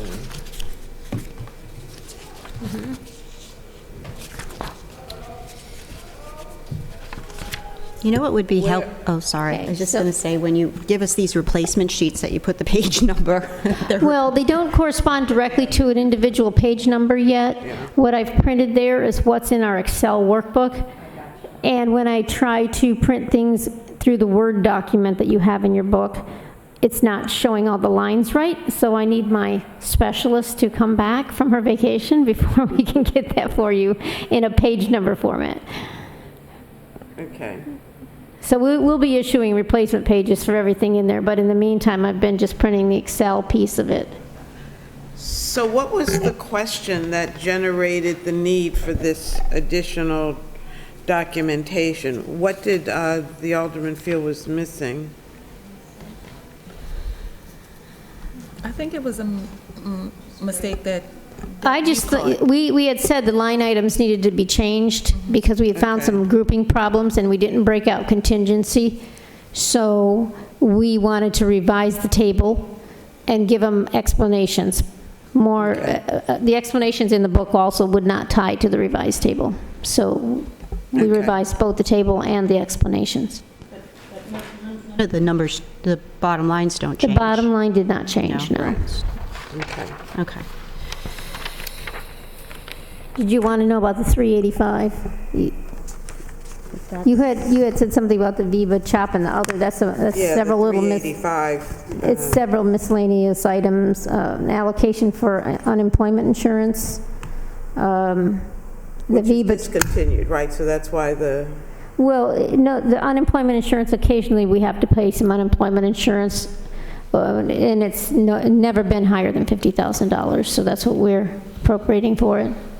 oh, okay, you're talking, okay. Yeah, it's a piece of that 385. Okay. The Viva CHOP is about $100,000. We appropriate about $50,000 for miscellaneous judgments and settlements. And then there's $100,000 for ambulance transport fees and $85,000 for the auto signal traffic fees. So are these increases, I'm not clear, these are above budgeted amounts? Not necessarily. If, I don't understand what they are. they're the FY20 budget for those items. But under other, the 385,000, how are those 5 items generated? I know we're discontinuing the Viva CHOP, but we have to leave some money there. The Viva CHOP is still, we're not discontinuing the Viva CHOP. We did for some employees, Right. but not for all employees. So the number went down significantly because there are fewer departments that can participate in the Viva CHOP. So is this revenue generated from, It's not revenue, these are expenses that these are will, expenses? that will be incurred by the general fund.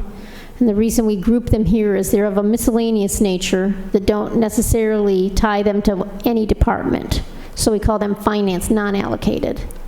So if we're reducing the number of people who are in the Viva CHOP, this appears as if we still need $100,000 more in the Viva CHOP line item. We need $100,000 total. We had 275 appropriated in 19, and then the public safety employees were taken out of that, so that significantly reduced it. So instead of using the 275, it cost us about 100,000 this year. So, excuse me, we've lowered the 20 appropriation to $100,000. Okay. So you set, you set up these funds in fiscal year 2019? Were these funds set up to The line balance? items? Yes. Yes. Yes. Yes, they were there. We've always paid unemployment insurance. We've had the Viva CHOP for as long as that program's gone on. I'm not sure when we started doing the transport fees and the auto signal traffic fees. I think that's a relatively new way to treat those expenses, but So the ambulance transport fees, we generate revenue for those. correct. We generate revenue. We have to pay the company that does the billing for us. So is this the That's bill, this. is that what this is? Yeah, today? that's their cut What of- is it, Xerox or whatever the, No, it's, I can't remember what their name is. yeah, it used to be a it's- company called Xerox because they had It could- billed us. Okay. Yeah. Yeah, we have a relatively new vendor we're using Okay. that's doing better at collecting the monies for us. And this is their fee, their cut of the fees. Okay. Okay. And to whom do we pay the traffic signal fees? That would be the company, I can't get you the vendor name off the top of my head, but that's the company that does looks at the traffic cameras and does the billing for those. So we give them a fee as well. Okay. Okay. So the major item in finance is the added position. Right, that's yes. And what is the, And when we have 50,000 in there for the audit committee to do audits, so that's another added item. so what's the cost? So you're moving a contract to civil service also? No. Is there a new, you said there's a new position? There's a new position, it's a senior accountant, and I intend for them to do a budget analyst role. Okay, so what is the difference? So this is a totally new position, Yeah. 100. Yes, from 2 senior accountants to 3 senior accountants? correct. So what is is 127.5 the total? Yes, that's the total of the impact? salaries and the estimated salaries and benefits for that Salaries and position. benefits. You're right. Okay. Now I have to say a person's name. Is Nikki's replacement is covered where? then? That position is called the finance operations manager. Okay. So you're holding that, okay? Yes, that's vacant.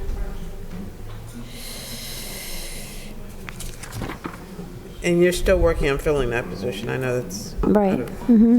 Okay.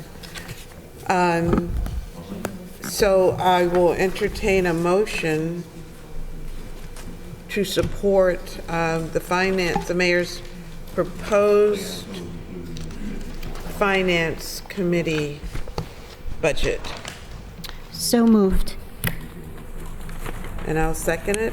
Further discussion? Hearing none. All in favor, please say aye. Aye. Aye. Okay, another department down.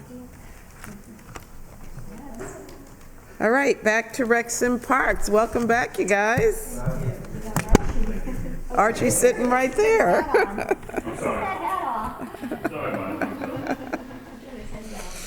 Okay, so what do you want to talk to us about? Well, we want to go over each category and give you an idea of our satisfaction, if there's any shortcomings in each of the categories that you gave us to analyze. Okay. But we have some questions that we would like to ask, and that is, Put your mic on, green light.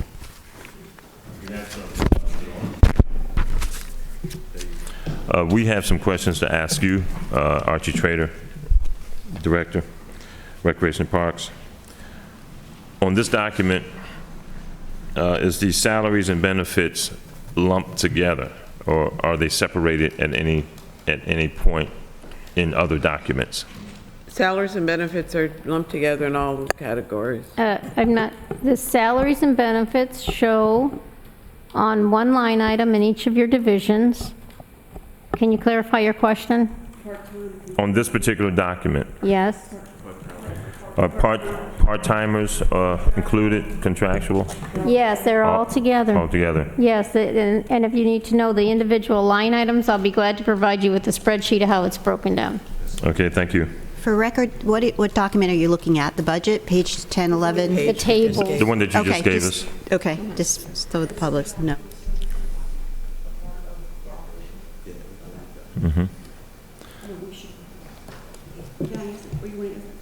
What? Pam Turner, Office Manager. As far as the contractual services that are listed for each division, that's part of the operating budget, so when we... Correct. Correct, okay. That is contractual services, not contractual employees. Gotcha. It's other services that you're using. And in the past, we grouped what you see there as contractual services and supplies. We had those grouped as one line item, operations. But this year, we've broken it out in those two categories so you can see it more clearly. Thank you very much. Okay, we will start with the Pitt Moyer Center. That total of $474,000 will suffice. We can get through the fiscal year with that number. The front desk, we agree that that total of $227,400 will suffice.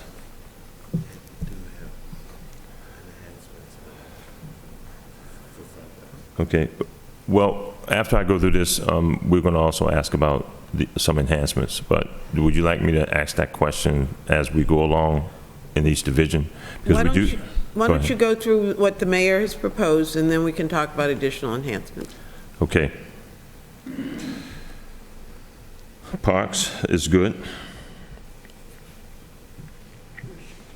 And we're short in administration. Could you explain that, Pam? Pam Turner, Office Manager. We're short like $5,900 for what we had proposed, and I didn't know where specifically that was, whether it was taken from our marketing request. But the biggest increase from 19 to 20 is something that is beyond the city's control, and that was a jump of credit card fees. In FY19, 19,000 was allotted, and based on what was charged by Civic Rec through, I think in January, we're already in the hole. So that's why I suggested 45,000 is going to have to be the new budget. So I'm not sure where the decrease from what was requested. Okay, so this is the administrative. Admin, What's the number of that org, please? 01671.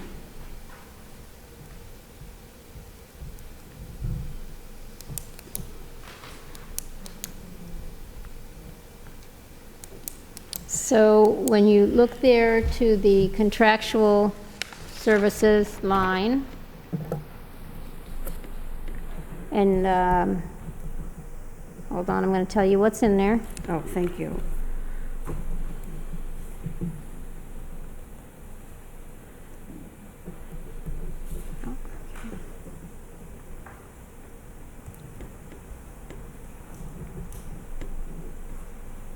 The $111,300 is made up of $6,300 for repair and maintenance vehicles, $2,000 for postage,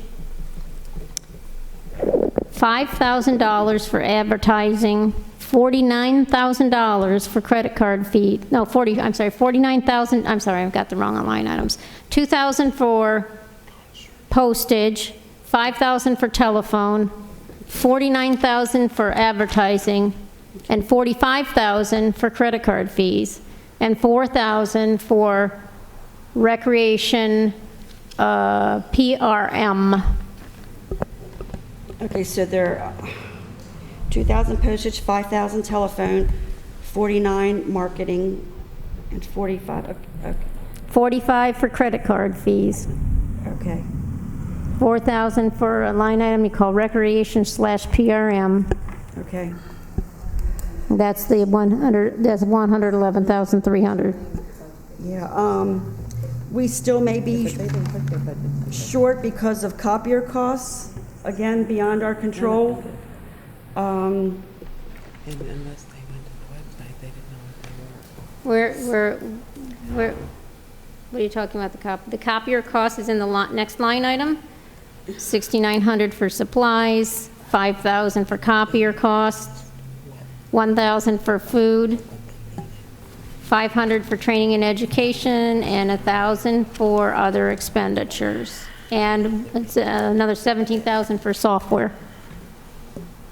That's in the capital outlay line. 17, okay, 17 for software. So all of these numbers in here have a breakdown. I'd be glad to provide that for you separately, just so you know where we put the money. Okay. I think the discrepancy is the software licenses, because FY19, we were allotted 26.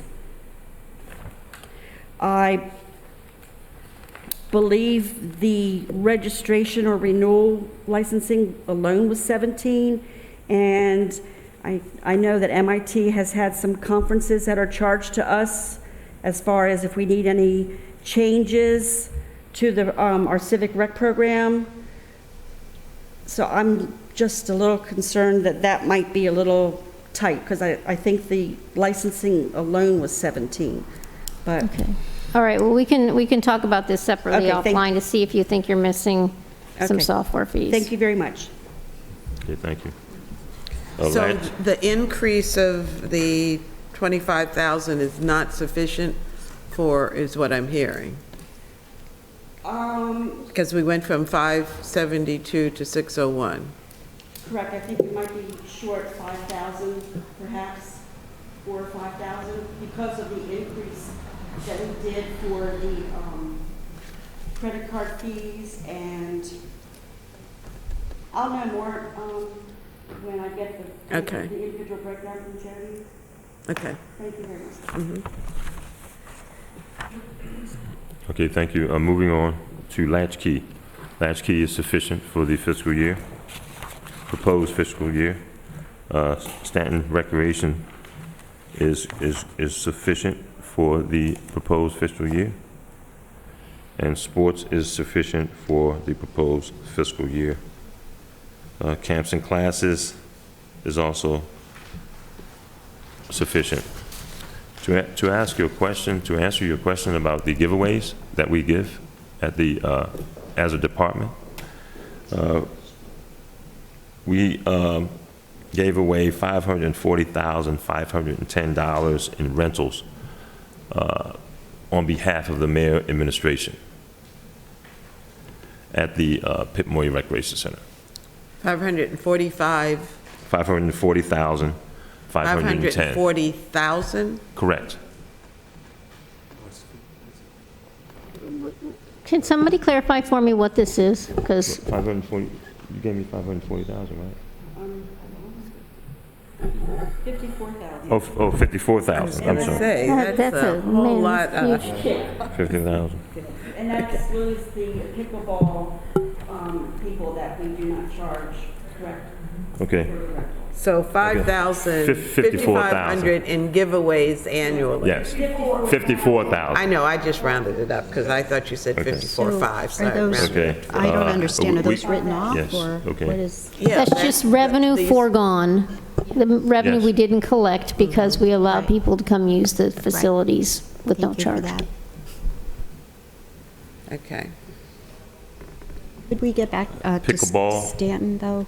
Are we asking questions as you go, or wait till Yes, the you end? can. Yeah, it wasn't clear in the enhancements what the ad for Stanton was. Is that more personnel, or the Stanton? Oh, It was- yeah, you it were was- asking about Stanton Center. That's one area that I had to get a chunk of the salary money. $80,000 was added to their budget this year to cover. So that's a significant amount. Their 19 budget was a little short. Okay. So when we handed that separate sheet to you today with these new tables, this table had incorporated in those recent budget adjustments we did for 19. Okay. So these are more comparable if you look at the 19 column versus the 20 column. It's more comparable.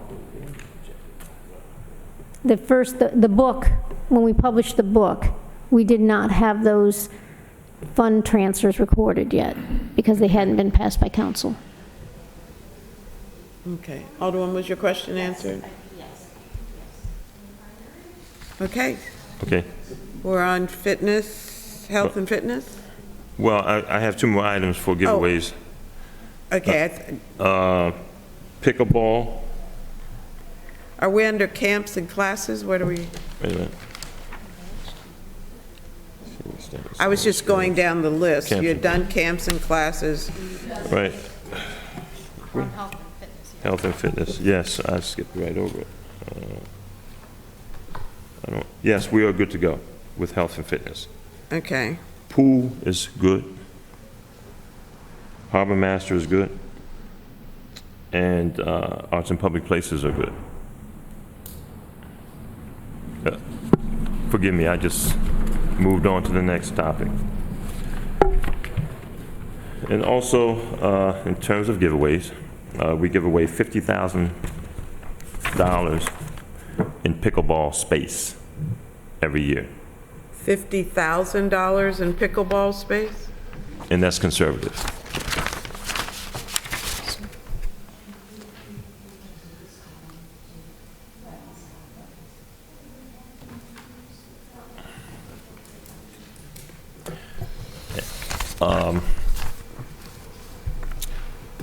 $40,000 in concerts, free concerts throughout the city.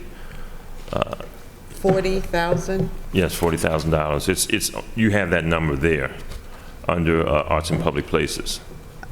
That's, sorry, let's talk about that. That is the Arts and Public Places revised budget. We're giving them more money. It's more than just concerts, though. And that leads me to my question, who manages that budget? Of the chairperson? Well, we manage it, but they submit the budget, and Okay. we manage expenditures and POs that actually pay for the services. My role as a liaison between the Arts and Public Places and the city is to manage the procurement. I am not at liberty to make decisions on how they spend their money. I can advise, but I have no final say. Okay, but they do submit the budget to you, and... Yes, yeah. they do. Okay, thank you. So when you say 40,000 in concerts, those are the concerts down on Susan Campbell Park? Yes. Okay, do they have concerts in other locations, or is that their own? They do. They're working on that this year to, spread those concerts out, Okay. okay? They're looking at other venues. Whitmore Park is not ours, so. No, but we have a partnership with the county, and if we, ask them for the space and it is available, I have no doubt that they would agree. Okay. Okay.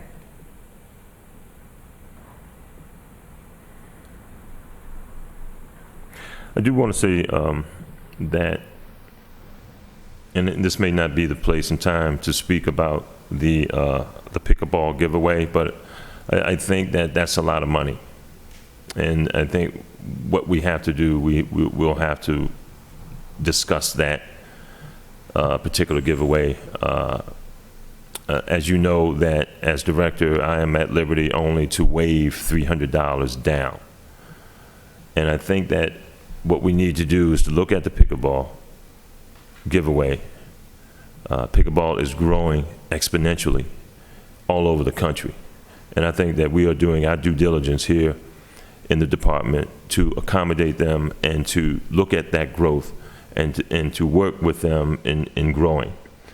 But the code speaks to my $300 down waive, but it also speaks to over that, the city council has to agree to that. So I think what we need to do, we need to put that in discussion and present it to the city council for your approval. But we would have to look at it on a yearly basis. Because, the day-to-day is hard to calculate. We don't document it. We just put it in contract form. But I think once we come up with a totality, and we can do that, of the cost that it would be if we charge them, we have to present that to the city council to make it official. And I want to bring that to your attention. They have, from what I've read, a pretty strong lobby. So, meaning they have a group that they've expanded this program considerably over the last several years, to the point where we're retooling our tennis court for pickleball.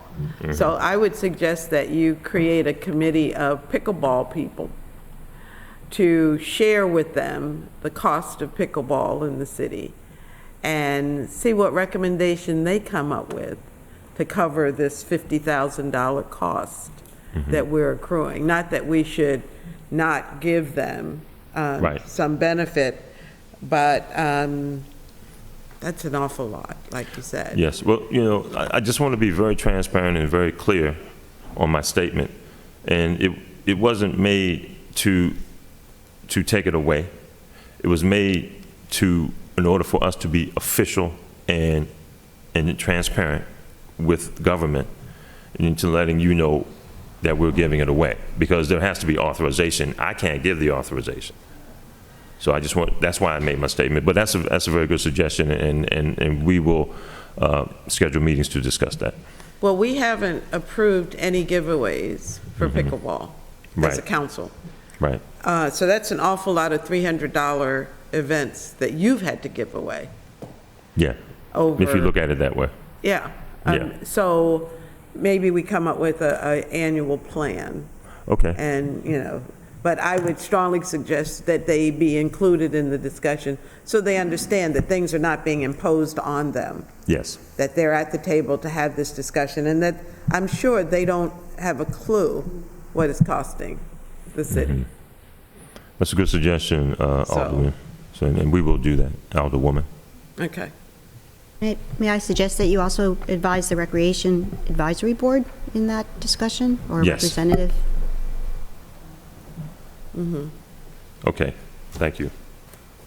So I'm hearing that you have a total of $96,000 in giveaways a year, just in the three items you gave me.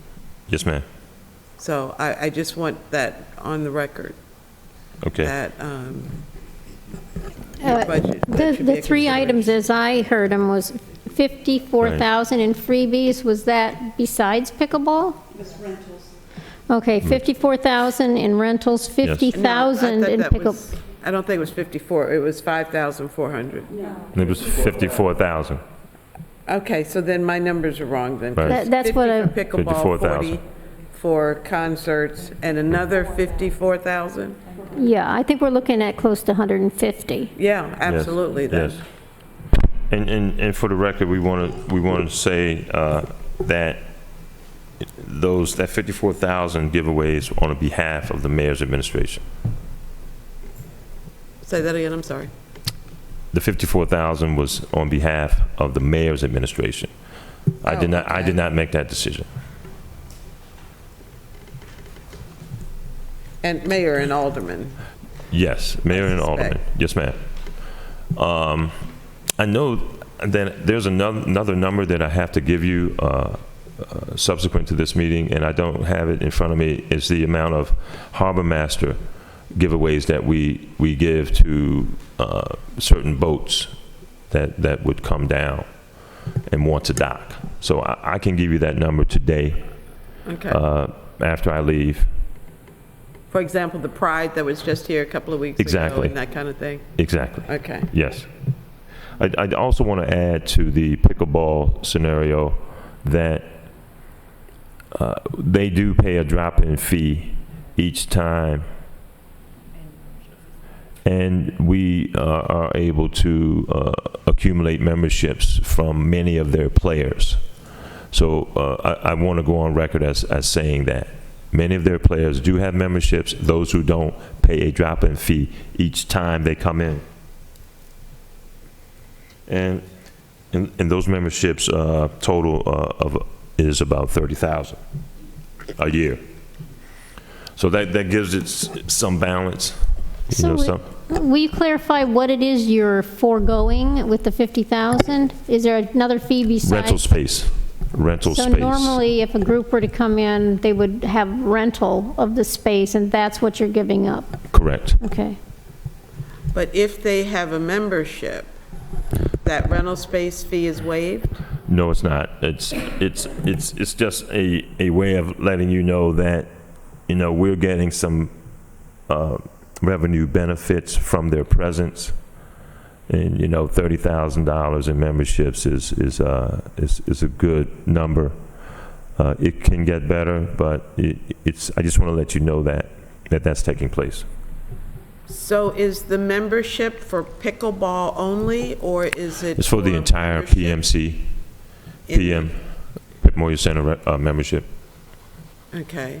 Would your membership increase amongst the pickleball people if we had a separate membership for pickleball?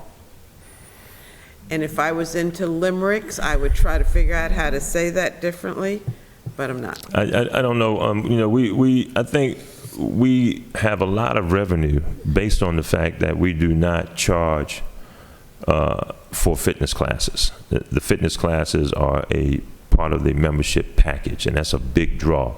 And when you look at it competitively with other commercial recreational facilities, that is the differential between us and them. And we get a lot of revenue based on that concept. Okay. Archie, Director Trader, the equipment you mentioned earlier, did you find that in the budget review? You were questioning athletic equipment. Yes, the equipment replacement, no, we didn't find it. Well, were you looking for, I'm not clear what your question It is. sounded like you had asked for, you were searching for money for equipment replacement. Am I correct? Well, I was making reference to the 2019 fiscal year in which capital funding was issued and for equipment replacement Yeah, I remember of that. fitness equipment. And that means weightlifting resistance equipment as well as cardiovascular equipment. So what happened to that? What happened to that money? From 2019? Yeah. Did you We're use still in the process of spending it, and Okay. we will spend the entire amount in the Okay. next month. it? Okay. All right. I think I heard you say you had spent some of it, or I heard Ms. Jennings mention that you had spent some of it on replacement of, I don't know whether you said What's the balance on ellipticals that, or Jennifer? You something know else. what we have left in that? Just put in order in for 2 ellipticals, but the money that I've been spending is for the 15,000 that was currently in my budget. Nothing for any capital, nothing. It was just what the 15,000 was in my budget. The ellipticals, as well as replacements for such smaller items as mats and weights and bands and things like that for our fitness classes themselves. Again, my budget was cut by $15,000. It was cut in half than what it has been in the previous years. But looking at the numbers that you put in here, I think that I may be able to cover part of that without having to change my numbers. But I will definitely have a very close look at that again this year, because I know we're going to be having to replace a few more treadmills, and that's probably, they're about $7,000 or $8,000 a piece. And we have not yet since replaced any of our strength equipment in 10 years. So that's, the strength usually lasts a little bit longer. And then we also keep in mind we have an entire bike fleet for our cycling classes too, which we are needing to start to replace the bikes. And that's a little difficult in the fact, because if you just replace 1 or 2, then it becomes, well, hey, people coming into classes, I want the newer one. Oh, I want the newer one. And that comes a little bit of a bone of contention. Okay. But I do think that it is a discussion for fiscal year 2021 in having capital funding for equipment replacement, and that we need to make sure that that is in place, because what it did in 2019, it allowed us to transfer some of those funds to different divisions of the recreation department. It gave us a chance to maintenance and at the facility in other categories, because Pam and I sat down and Maintenance of the fitness equipment itself runs. No, that came out of my budget. Right, I know, but because you had the capital money to pay for the equipment separately, it allowed you not to be short. I used no capital money for any equipment. No, what she's saying, let me make it very clear. With the money coming out of the capital funds, which has no relationship to the operating budget, they allowed us to keep that money and put more money into other categories. Using it as a different long-term. She said it's an operating budget. Sorry, we're just clarifying amongst ourselves the difference between a capital expense and a capital budgeted, bonded expense. Right. And there Okay. seems to be a difference. And you're absolutely right, that always is a gap with capital items, is where is the maintenance, and it's in operational budget, or should be. Ms. Dickerson? I was going to ask, is it Ms. Jennings? Yes. In this line item, tools and equipment for health, what did you request for FY 2020? My spreadsheet says you requested $16,500. Yes, I requested, I believe that's what was put in there. Initially, I requested 15, but realized I needed another 1,500, so. And we gave you $16,500. And the reason I asked for that, I had the thought in my mind that we had capital, money in the capital budget in order to replace equipment. Okay. I don't recall any capital project that has just general recreational equipment in it. That would not be something we would do there. So I'm not sure what that was you were thinking of and where it was in the budget. I see Parks had a substantial increase in their FY19 budget to get some capital items in the Parks division, but that may be totally unrelated Yeah, to what I've you're just talking been told by Mr. Trader that we've had money, and I believe which is what he's been referring to in our capital budget for machines, correct? Yes. Yes. Yes. And that's why I didn't ask for the full 30,000. That's Okay. why, or actually, probably should have been increased over that.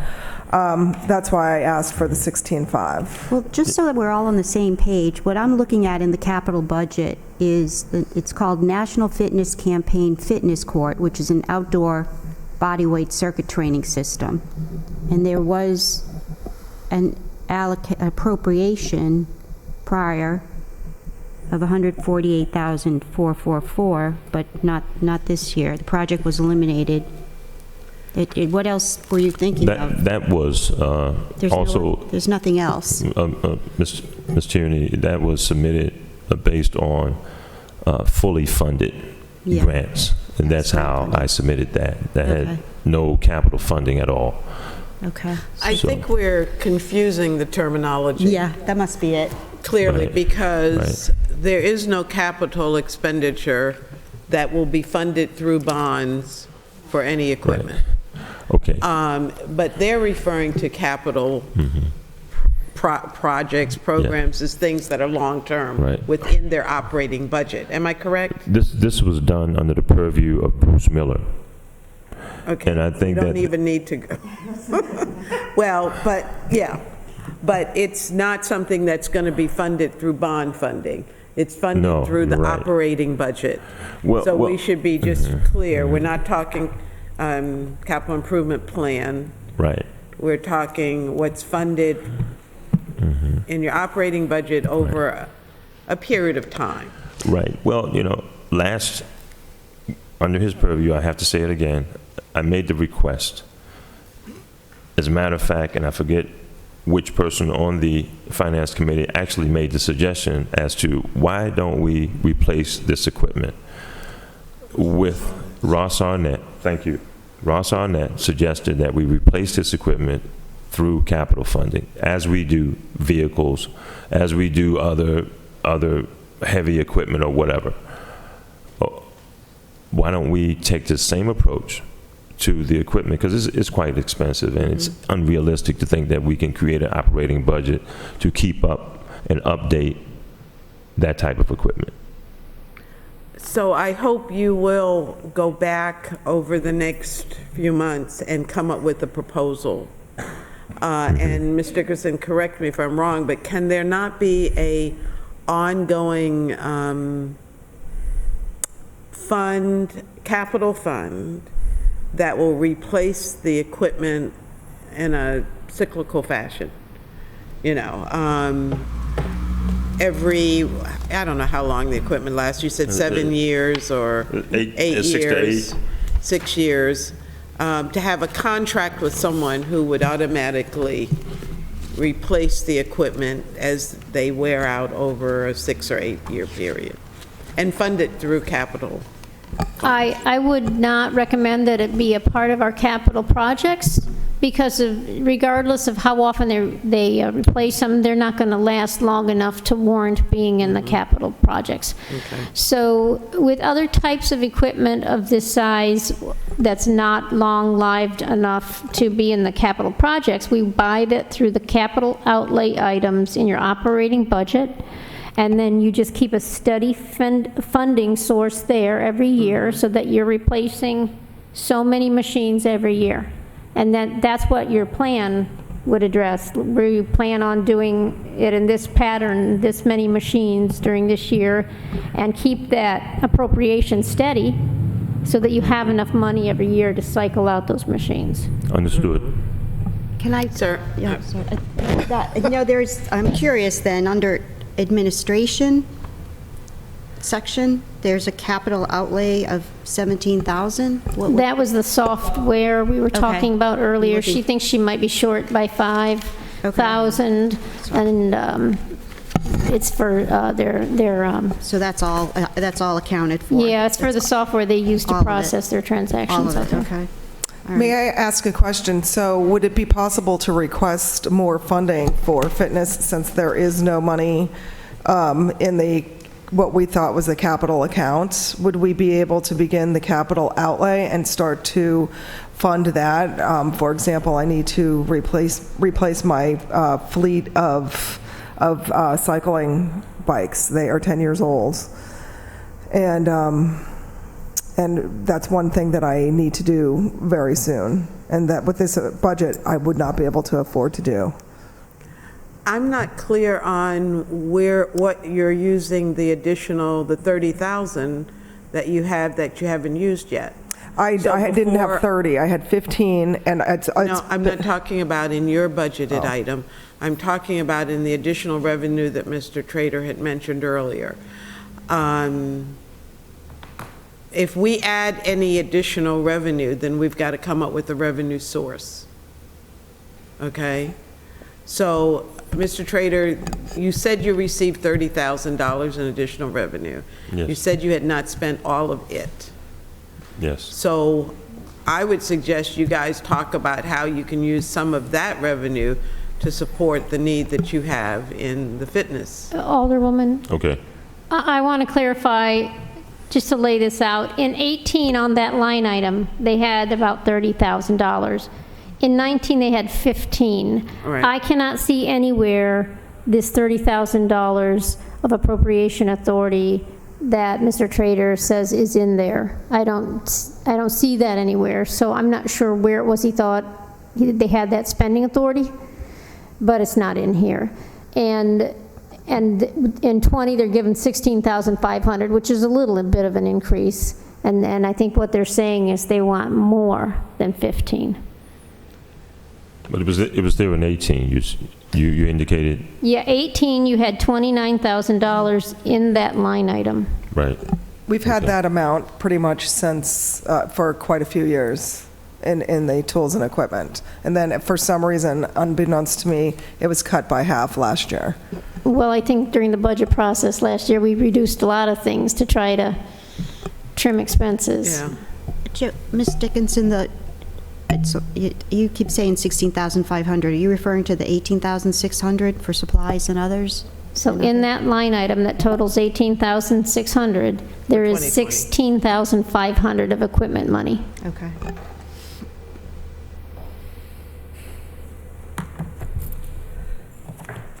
All right, well, we'll see if we get a recommendation to increase that amount. Do we need to submit something to you for that, or is that taken just from this meeting to increase? May I make a suggestion? Is this something that you could discuss? There's different buckets of money here, and, you've got parks, pool, whatever. Is it something that you can talk with Director Trader about on where maybe there is some other revenue or money somewhere else before we add just to health and fitness? As far as the pool goes, I could tell you, we're opening up a new pool, and we're having a lot more employees and a whole new shindig, I guess I could say. So I would not touch that budget. We will have that discussion and, Yeah, it's and direct. come up with a conclusion strategy for equipment replacement, and just as Ms. Dickerson indicated, come up with some ongoing numbers in the capital outlay category for future funding. Thank you. Speaking of the new pool, can you give me the timeline? And then I'll ask the question I have. Timeline for building? Yes. Well, they will start demolition in September, immediately after we close the current pool. And when do you propose opening the new pool? Memorial Day, 2020. Okay, so there won't be a season lost? Definitely not. Okay.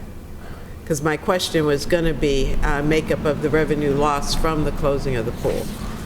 But there No. won't be.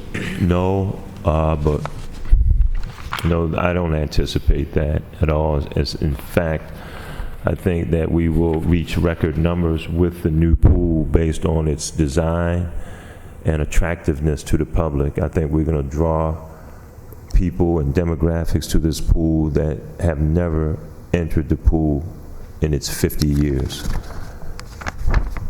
So is the revenue that you're expecting to generate going to be different, or the fees going to be different? Yes. Is that included in the new fees schedule that we're going to look at tomorrow? Yes, it is. Okay. Okay. Further questions for the department? No. All right. Thank you very much, and thank you for Thank you. taking the break and coming back with all the information we need. Well, thank you Appreciate for it. your patience. Are you prepared to make a motion in support of the mayor's proposed budget for Rex and Park?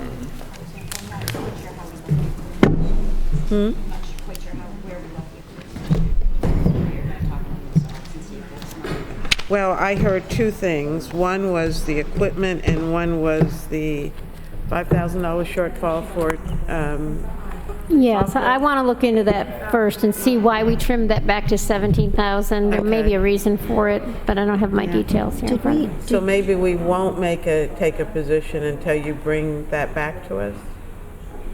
On that particular issue, yes. I mean, as far as the equipment's concerned, if you wanted to recommend additional money, that would have to come from somewhere else in the budget, so Yeah. it would Asking require them. an amendment to the mayor's budget to facilitate Well, that. could we get an amendment prepared in case? Okay, And I don't have a clue.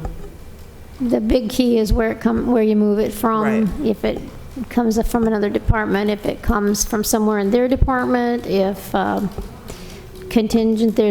Well, that- contingency money there, but yeah, what is the, Director Dickinson, under supplies and others?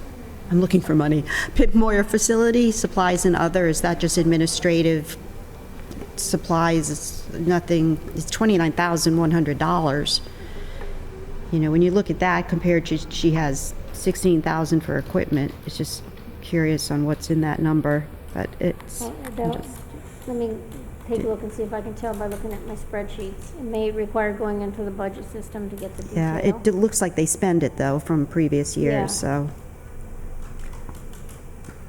Okay. I guess. I would be hesitant. I would not support us going into their. No, I'm budgets absolutely and not. I was just making- curious on what was in, Yeah. what that was comprised of, if there was any I've got, equipment in it or anything. in that line. So that shows a total of 29,100. It's made up of clothing Okay. of 1,100, $10,000 for building supplies, and $18,000 for custodial supplies. So they must be charging the custodial supplies for the Pip Moyer Center through this budget, which could be substantial. Yeah. Okay. So, I guess we have to wait Yeah, well, why don't we postpone just for that one action thing. until tomorrow on this one? Would that Yes, be I okay? mean, I can't draw up an amendment until I know where we might want to Yeah. take the money from. And I'll look into the 17 versus 26. It may be some of that's funded through MIT, and so we didn't put it in their budget, so we'll The have to. $5,000. I think, if I remember correctly, they had a reduction in the fee on their software, and they had overstated it in the 26. So I think it goes down the second year, because 19 was the first year they had it, the first full year that they had it. And I think that their fees are going down for the software. So that may be what's behind that decrease. And that I would have discovered through talking with Barb Smith and at MIT. She mentioned the need for the increased cost of credit card payments. I gave her what she asked for in credit card payments. I gave her the full $50,000, $49,000. So we Okay. gave her what she asked for. Okay. So I'm confused. What's the $5,000 shortage? I thought that was, Remember the capital outlay line that was 26 and it's gone down to 17 or 20? yeah, That's where she's saying she's short. okay. For She what thinks reason? the software fees are going to be the same that they were, but I believe there's been a decrease in the software fees in the second year of their contract. I mean, I can see she spent it. Under admin. Yeah, a capital outlay. So I will check on that before you make a final decision. Okay. And if we can come up with a few $1,000s to cover cost of equipment for the health and wellness, I think that would be appropriate if we can. Maybe 5,000, what'd you say, 7,000, cover the cost of replacement. But I hope that they get together and see how they can come up with a plan for replacement. So, If we do that, I'd like to move those items down onto the capital outlay line because they're putting them through a line item that's mostly a supply level line Yeah. for smaller, very small equipment. I would rather have it down in the capital outlay line. not to be confused with the capital improvement Right, plan. that's right. Yes. Okay, so, and with finance, did we finish finance? So we approved finance. Did we approve transportation? Yes, today. Okay, what about, Fire, police, P&Z, public works. okay. Okay, can we go back to planning and zoning? I don't have anything, Takia, do you have anything in your notes about planning and zoning's presentation that would, I know there was there a position, yeah, property maintenance inspector added?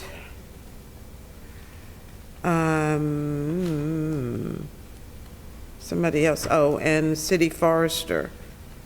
So there's 2 new positions added to the budget.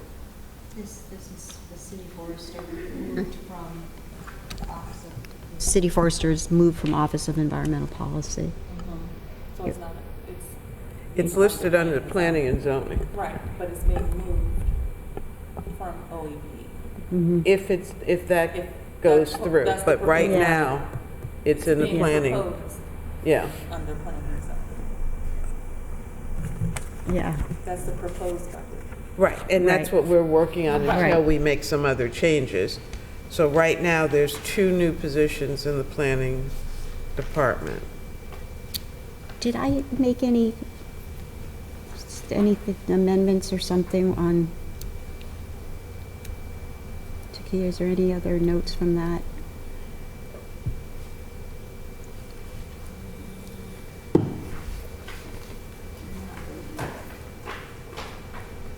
I assume the When inspector... did we hear planning and zoning?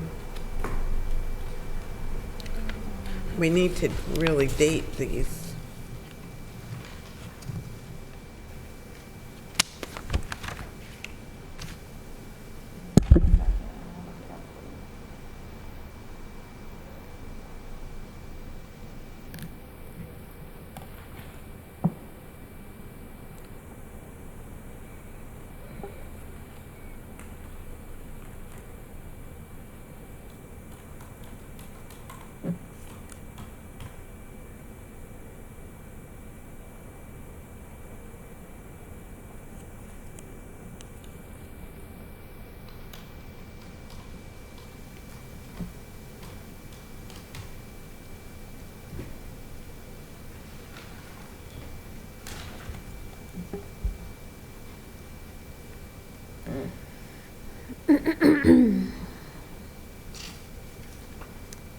Are we looking for a date?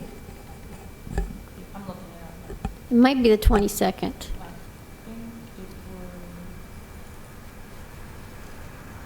The 27th, Second. 2nd? No, I'm looking at 27. That was the day legislation was on. Okay. I was here on the 22nd, I don't, It wasn't. Never mind. Yeah, that was when we discussed the 2 pieces of legislation about how the department should be organized. It was probably held It because was of the position. 4/24.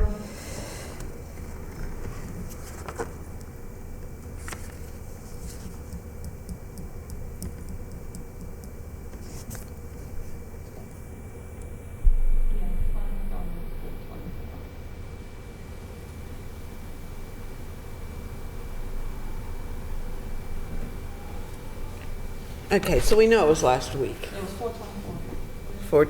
4/24. Okay.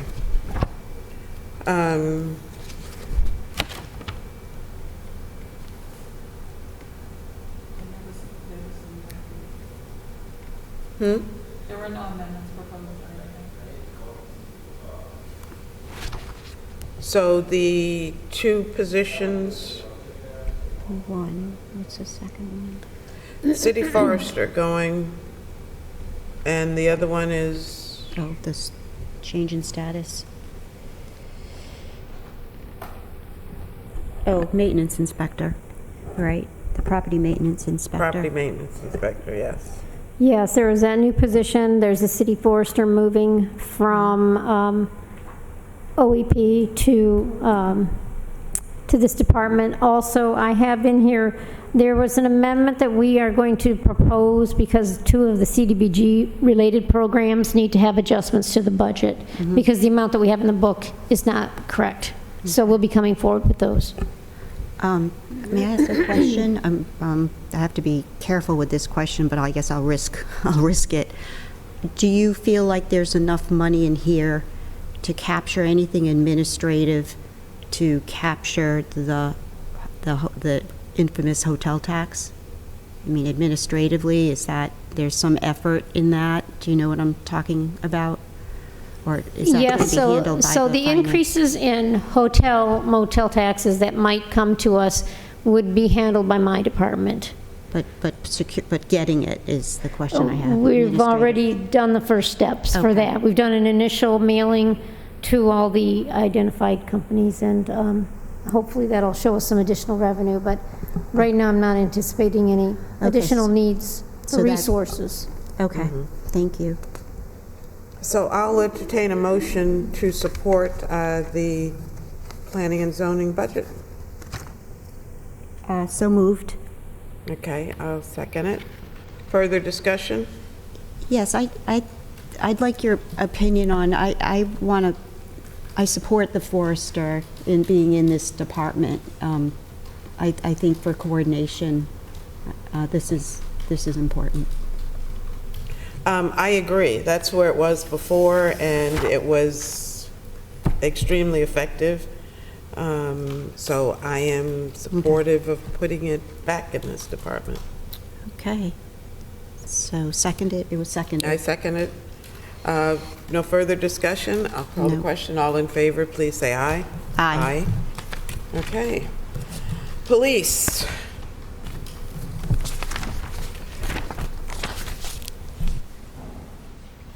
Big department. Looks like we've added one position, gone from 178 to 179.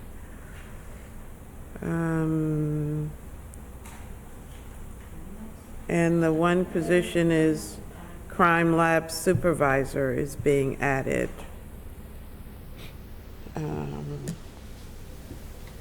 I didn't have the benefit of hearing the discussion. Were you here for that discussion, or? At the tail end of it, yes, yeah.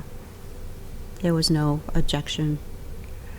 I don't think there is any question about our crime lab needing all the support we can give it, so I don't think they're out of reach by asking for additional person. The only thing, remember Alderman Payon did ask if there was any way that they could decrease their budget, if there was anything that they could see that they could decrease. And of course, they said no. So the big jump was in contractual services. Could that be explained? It's, Well, if you look on Your page attention- 75. Yeah, 75 starts talking about, there's a few items in there that are oh, and then you go increasing. through and itemize it. 156,000 for the second CAD RMS system purchase. Well, the contract positions, and it's unfortunate because we had tried to move contract positions into civil service or exempt or wherever they belong. And by the looks of this, we haven't finished the job, that's for sure. Because there's at least 10 people here that are still listed as contract people. And all of these positions, I would bet, are vital positions. That conversation, the city manager had that conversation with each department, in particular about any position they felt needed to be made a civil service. So to get details on that, you'd have to talk to her. So, but there's also the list of other initiatives that are being funded in 20. The CAD system at $156,000. And then there's maintenance of that system for $94,500. Chronos time and attendance scheduling software, $18,500. $84,000. Yeah, that one is sort of a pay now, save later type item. Make the investment now, and we'll have long-term savings. And then lastly, it's budget's reduced by 75 to fund community ambassadors. And so that was a commitment to the school system. It's in their budget for 19, but it's not in their But not budget for for 20. And I think our commitment was to do it for a year, and the school board was supposed to pick up that cost in the future years. Okay, I'll ask, what is the forfeiture and asset seizure fund? Oh, that's the fund where everything that they get through their raids, they sell off, whatever it is so they any- confiscate. If the police personnel seize illegal Yeah, assets, whether they be cash or vehicles or equipment, Yeah. they can get some of those and keep them for spending once the matter is fully adjudicated. Right. And they have to use those monies for police purposes, equipment, services, that kind of thing. yeah. So why the capital outlay expense of 40,000? What is that? I think they have to apply to the services on which they advertise, don't they? Don't they advertise the sale? It's like going on one of those Are you talking about Amazon.com the or vehicles something like the police vehicles that we end up auctioning off? Is that what you're talking about? Yeah, but we advertise in some, not advertise, don't we have to join whatever the agency is that sells things for us? There's an online, so I don't know if they do anything special for the vehicles that are seized through this program. These two appropriation numbers in the FAST Fund are what they have asked for spending authority for next year. I don't know if they ever know anything in particular. We provided them with enough appropriation authority to spend the money that they currently have in their fund because we don't know what new revenues might come in next year. We allocated it between capital outlay and supplies so they could use it for their purposes, but they may, at this point in time, may not know what they want to buy. But it is limited to police equipment. And if they have any certain plans, Captain Amoyo would have to come in and explain that. If we were to initiate, a little off subject here, if we were to initiate a gun buyback, would that come out of this category or some kind That of wouldn't effort be like search that? and seizure, I don't think. I don't know what category it would be under. Yeah. It would be handled, I'm sure, through the police budget, but I don't think it would be a part of this fund activity. Okay. So they're basically, it's, the 40,000 is basically a hold money for, yeah. Are you talking about the 40,000 under capital outlay? Yeah.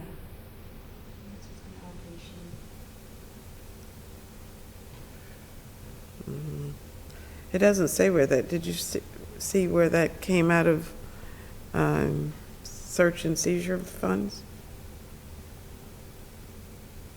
Or you were just questioning where that came from?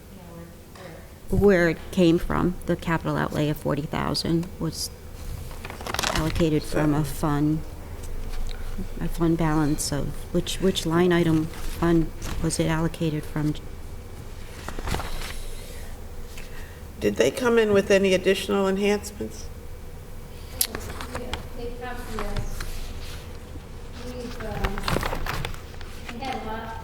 They had several requests for enhancements, and we gave them a few. I would have to go through the enhancement requests to tell you which ones were not approved. You have those, right? April 17th, a big package of what they all requested. Well, those are all of the enhancements. All of them, But I yeah. put those within each department, so I'm looking for They didn't necessarily get police them all, enhancements. So in that package that we handed out, the police enhancements were page 7 to page I thought I had. 7 to 19 in that package of enhancements. Mine are all together, but if you've split them amongst the departments, you probably have them Yeah. in your police section already. Our packet included both the ones that were granted and the ones that were not granted. Yeah. Which one, I'm looking, how do you tell which one? I see the crime lab supervisor, which is included. Maintenance cameras. Some of the security camera things we did this year with the supplemental allocation. And There's just, not, yeah, this is very, I mean, just so if anybody's watching, this is very disciplined. I mean, there were a lot of enhancements requested that were not accepted. Liquor inspectors, so there's a lot, yeah. so the committee, in our absence, did not make any recommendation for any additional enhancements? No recommendations, no amendments. No recommendations, no amendments. Any reason why it was postponed? And that just wasn't acted on? No action taken. Well, they were on the marathon of having all the departments come in also, right? Yes, it was a part of the lineup of Yeah. departments. The only thing I have noted is that Alderman Arnett said he wanted a citywide analysis of training to make sure that all of the police and fire are getting the training they needed, and that's all he said. And it wasn't a discussion about changing the budget or anything like that. He just wanted to see an analysis. Well, I'm comfortable with making a recommendation, even though I can't. Alderwoman? Thank you, Madam Chair. I motion that we approve the police department's budget for fiscal year 2020. So we give a favorable recommendation of the police Oh, department's that's right. budget. Yeah, I'll favorable second that. recommendation. Motion to approve? Further discussion? No. All in favor, please say aye. Aye. Okay, fire department's budget. Okay. Yeah. Okay. Okay. 2 seconds. We'll take a 5-minute break. Okay.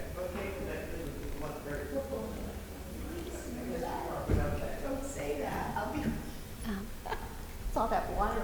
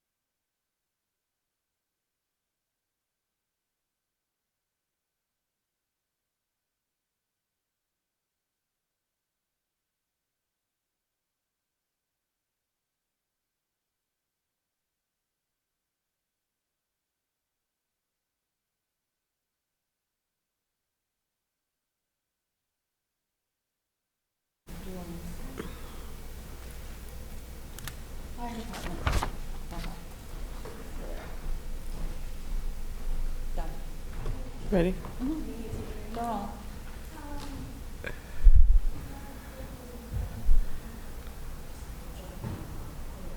Okay, we're ready to reconvene the Finance Committee. We had a 9-minute break.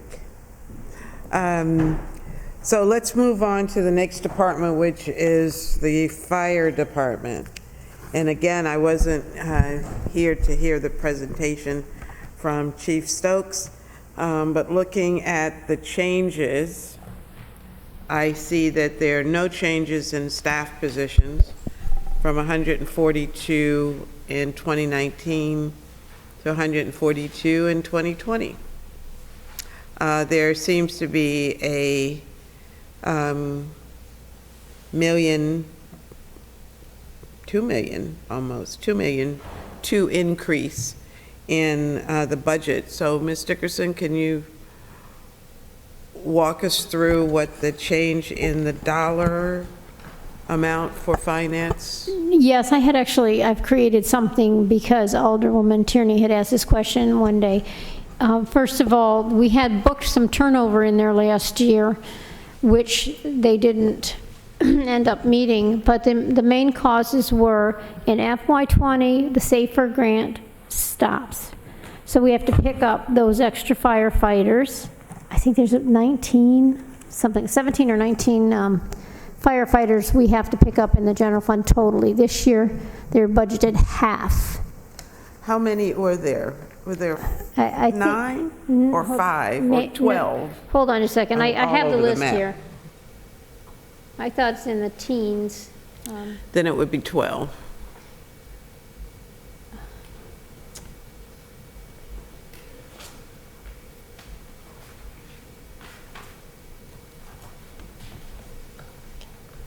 I can get you the count in just a second.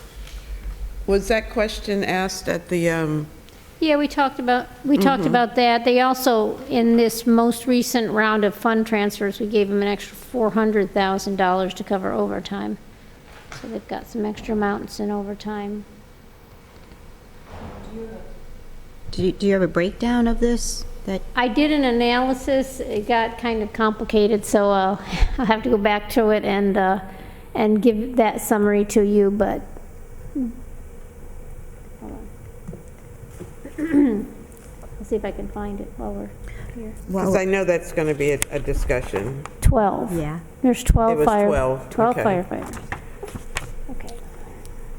So those 12 positions are now funded at half for 2020.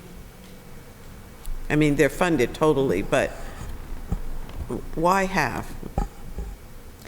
Well, the SAFER grant terminated on January 31st. Okay.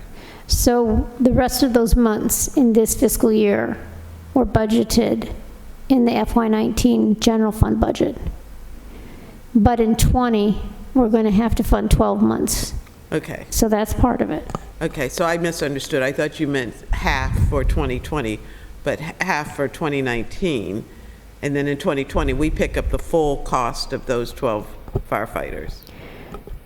Okay, so some of the causes of the increase here. We have a 2.5% COLA, and the FICA on that COLA are about $288,000. We estimated about $133,000 for step increases, and the FICA on those step increases. The additional 6 months for the SAFER grant, $393,000. The pension contribution rate for police and fire is going up from 20% to 22% about. That we estimated at around $200,000. How come we didn't see that in the police budget? The pension increase? There is a pension increase in the police budget. We took that's offset by an increase in turnover for them because they have a lot of vacancies and they had a lot of turnover this year. So we increased their turnover allocation. So that offset the extra in pension. And we've given them some extra, about $45,000 extra in overtime.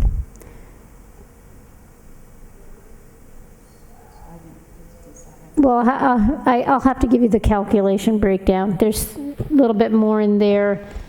We had put part of the pension cost in finance non-allocated last year. The budgets were actually being charged 18% during 19, and we had budgeted that difference between the 18% and the 20% in finance unallocated, and it's still there in finance unallocated. So when you look at these budget numbers, you're actually jumping from 18% pension to 22% pension. So that's another $250,000. 250, not 200. 250. 200, okay.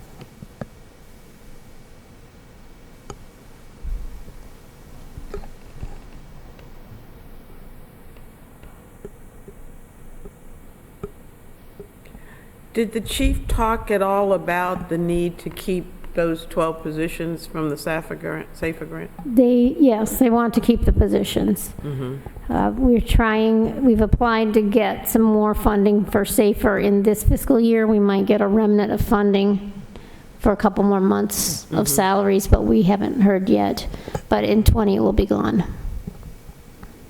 He talked a lot about the enhancements that he's getting that address cancer prevention and early cancer detection for his firefighters. Is this a hazard of the profession? Yes.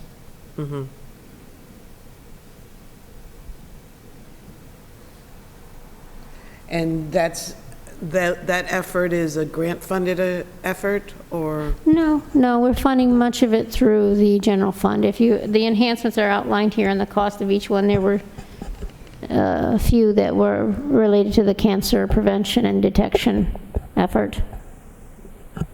The $14,000 for the vehicle exhaust removal system, annual physicals, and some extra turnout gear.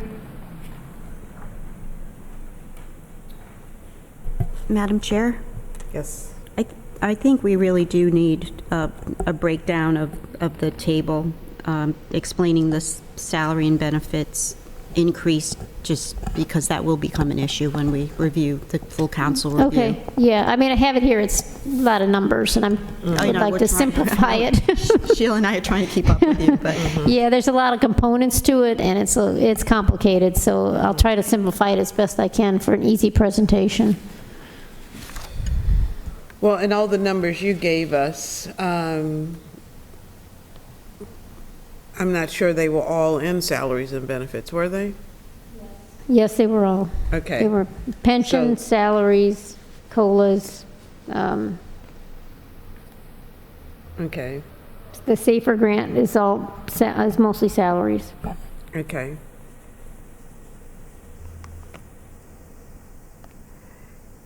And contractual services almost doubled from 344 to 733 under this budget summary.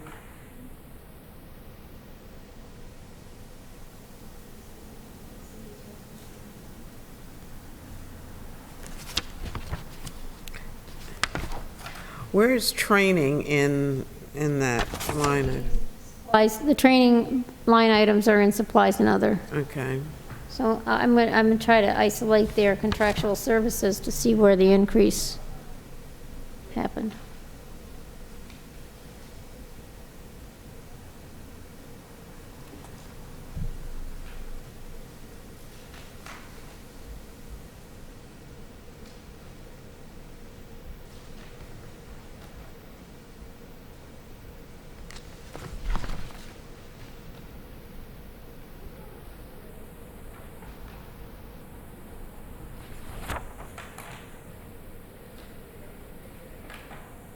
My components, so.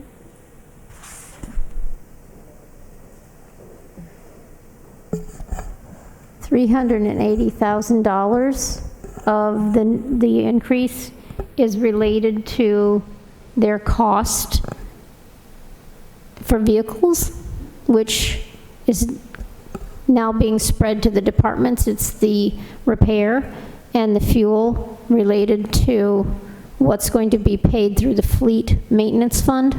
And this amount will be transferred from the fire department to the fleet maintenance fund for their cost for the vehicles. And they've got several new things they're buying this year. Is that actual, or is that, This is the actual amount we're going to transfer. okay, is that their actual cost in fleet maintenance, or do they get a percentage charged to them? Every department gets a certain percentage? The director of the Fleet Maintenance Division prepared a schedule of the cost for each type of vehicle. It's an estimate, but it's a pretty good estimate of fuel and cost of repair and maintenance, and prepared a schedule for us, and then we split it out to the respective departments based on the types of vehicles they had. So that's the biggest piece of that increase, is the 380. Okay. Well, as usual, Chief Stokes has outdone himself with his breakdown of everything from performance measures to goals to everything. The departments, excuse me, the departments are notified of the enhancements that they don't get? Is that Yes, formal yes, the city notification? manager sat down with each department head and went over everything they had asked for and what we were putting in the budget, and nailed down the amounts and informed them what was in their budget. Okay.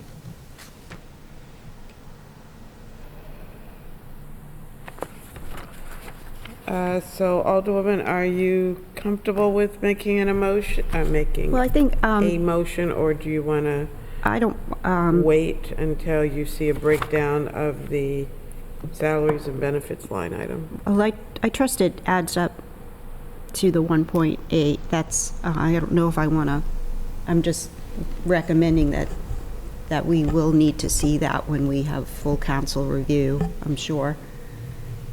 So pending that, I can qualify and say I'd like to make a motion that we recommend this budget pending a breakdown of the salary increase. Okay. I'll second that. So Ms. Dickerson, you will give us a breakdown of the difference between the 2019 and the 2020 salary and benefits. And I would suggest that we add contractual services to that because of the increase We just talked about the fleet. I know. Okay. for our colleagues. okay, all right. Yeah. Because I think we're prone to approve it now. Okay. But they're going to want to see All right. those numbers. Yep, okay.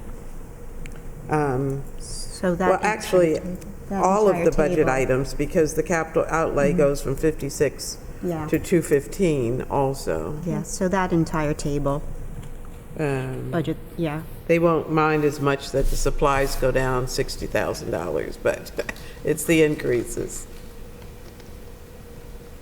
So, okay, further discussion? Nope. Hearing none, call the question. All in favor of giving the fire department budget a favorable recommendation from finance, please say aye. Aye. Okay. OEM. We already did OEM. Okay, moving on. DPW. Oh. And again, I wasn't here for this budget presentation. I understand Director Gerald gave a very thorough explanation of the department and the needs.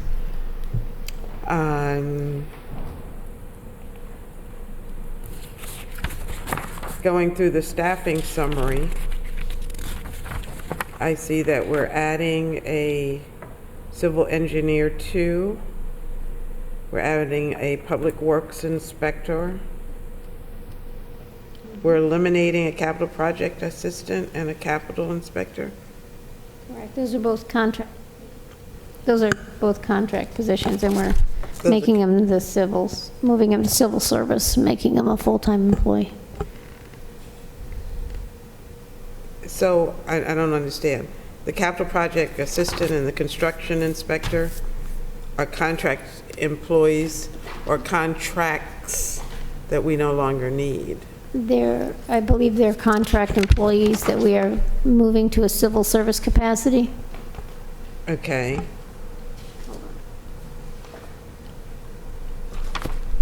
Yes, if you look on page 94, in FY 2020, a contractual capital project assistant is converted to a civil engineer 2.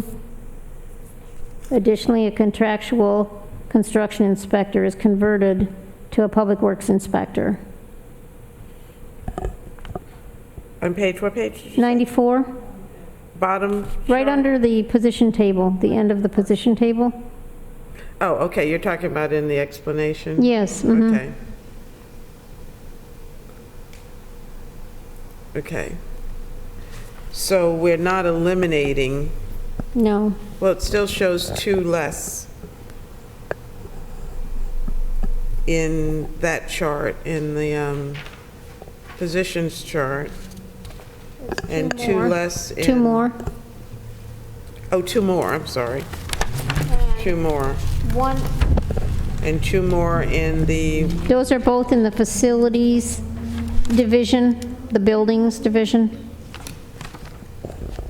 And you'll see that in the 3rd paragraph under that table. They're adding additional facility maintenance mechanic and a facility maintenance technician to that department. okay. So that's the 2 positions in, under the general, Yes, that creates the increase there. There are 2 new positions. okay. And then under the water fund, we're adding 2 positions. Equipment operator 2. Correct. And then going over to the watershed restoration fund. we're That's the big adding- one, yeah, that's where we're transferring positions from OEP. Well, we're adding, we're not reducing. Transferring from OEP, it would be the stormwater management engineer position is transferred from the, no, we're adding a position. You're absolutely correct. Yeah, that's what I'm Sorry, saying. we always had them there. increased by Yeah. 3 positions. So the uh, added stormwater management. We added a stormwater management, we have an environmental programs coordinator, and an office associate 1, The all office, going into the Public Works Department. 2 of those positions are new, and the environmental programs coordinator is the one that's being transferred from OEP Okay. to the watershed fund. Okay. On that one, I need to ask, who is that person? Who is that? I mean, so I know what it is, who it is. What is, Racine Hodo. okay, so that's that position. Okay, so that's the ad there. And then the added stormwater management engineer is a new hire. New position they wanted, and an office associate. So only 2 of those positions are current positions. Only 1 is a new position, is that what you said? No, 2 are new, 1 2 is are new. existing. New to the city and new to the department? New to the city. The office associate, 3.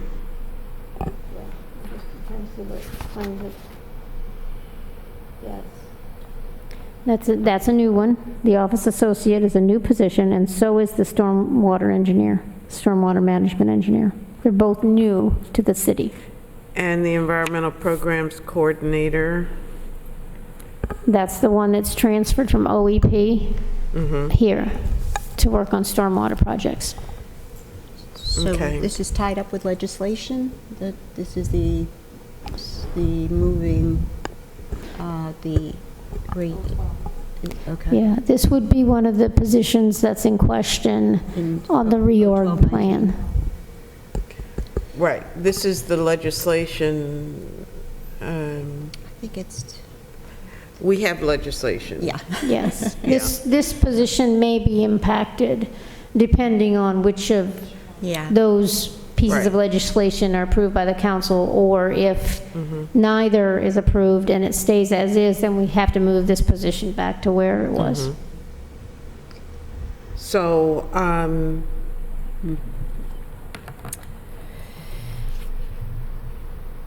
going on, I'm trying to look at the total number of positions that are being added. And under refuse, we're adding 2 positions. Yes, they're adding 2 positions necessary to collect city trash cans, et cetera, throughout the city. Right now, that's being done by our contractor, but they said with the new contract, it's very expensive, and adding those extra duties to the contract cost too much, and it's cheaper for us to have our own people empty those cans. Okay. I assume there's no reduction in the contract. So, No, they rebid that contract, and it's much more expensive. okay. So therefore, this year, there's a fee increase for this refuse. Are we going with the same company that we used in the past? They did win the bid, yes. We went out for bid. They were the winning bidder, but the cost is a lot more. Okay. So we're adding 2 new positions, equipment operator 1, equipment operator 2, and we're eliminating the public works supervisor? It's actually changing title. See the Okay. one right next to it? We are taking off Solid waste the contract yeah, administrator? right. Okay. We are changing the title to that. Okay. And Use. question? Thank you, Madam Chair. So this is not included in an enterprise fund? Yes, It is? yes. Which one? The refuse, solid waste. It has its own- refuse. Okay. Mm-hmm. All right, I was just looking at where It's in the DP, it would be in your Where- DPW section. would we see the incoming revenue to offset it? Okay, so the revenue items, again, we put those all up front. Let me find it for you. Because I know it balances. Right now, we're on page... Yeah, no, this okay. is the expense side, but I just want to make sure we're balanced. The revenue side Where the is revenue's on- coming in. Yeah, Page 40, okay. the last table on the page. All righty. You see the revenue Yeah, increasing substantially to 2.7 million projected, okay. based on the fee revision. Okay, so it carries these staff increases. Okay, And the contract increases, okay, which is substantial. okay. Thank you. Okay, and then under fleet maintenance, we're adding 1 position, contractual maintenance, Correct. full-time. Correct. And fleet maintenance, they wanted to add a position because they have a lot of new police vehicles that we're purchasing this year and next year. They anticipate a lot of increase in their activity. Okay. Looking at the budgets by fund, I'm not seeing anything that jumps out as a considerable increase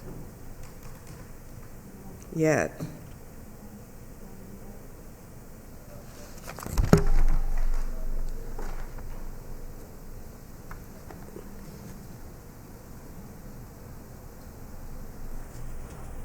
The only thing that increases $1 million, a little less than, is the water fund. Right, and that's because of the debt service line item. It's increasing in 20, Okay, so that's the, based on how we've structured our debt payout.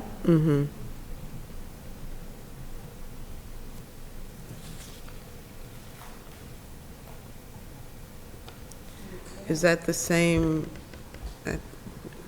under the water restoration fund? I see transfers of almost $500,000. Okay, so Well, those less than that. transfers where you see the 19 budget being 870, going to 1.2 million. That's a result of our indirect cost allocation, where we charge the enterprise funds for costs that are incurred in the general fund on their behalf, administrative costs, finance, MIT, HR, those kind of costs are allocated out to the enterprise funds through this transfer. And I did a new indirect cost allocation review this year, and that number increased for this fund. So are indirects on all enterprise funds, or Yeah. this one in particular? No, we charge indirect costs to all enterprise funds. Some of them went up, some of them went down. So refuse fund, for example, went down Yeah. considerably. Yes, there's some went up, some went down overall. I can't remember what we ended up overall. It was, I used a different calculation method this year, slightly. Okay. And then fleet maintenance took a bump. And again, I see supplies have increased about 400,000, and I assume that's because of the increase of the size of the fleet. Yes, that, and if you remember, recently we had a supplemental allocation to this fund of $200,000. They didn't have enough in 19 for the fuel and their supplies. We added 100,000 to the contractual services and 100,000 to supplies. And in the revised tables, when we get those out with the revised pages, you'll see that adjusted 19 budget number go up by 100,000 in each of those line items. So it's less of an increase. But yes, the major cause of the increase from 19 to 20 are all the new police vehicles they anticipate having to take care of. Okay. So I'm looking at enhancements. They did not get the leaf vacuuming service. No, that is not in this, and I don't remember what the discussion What was was your on. question? I'm sorry. Leaf The leaf vacuuming vacuuming. service was a big environmental request, but We eliminated that. I don't see that it's back. No, and there was some yeah. discussion between Mr. Gerald and the city manager, so that's another thing we'd have to discuss with her as to why they didn't grant it. I know Alderman Payon is big on leaf vacuuming, but other than that.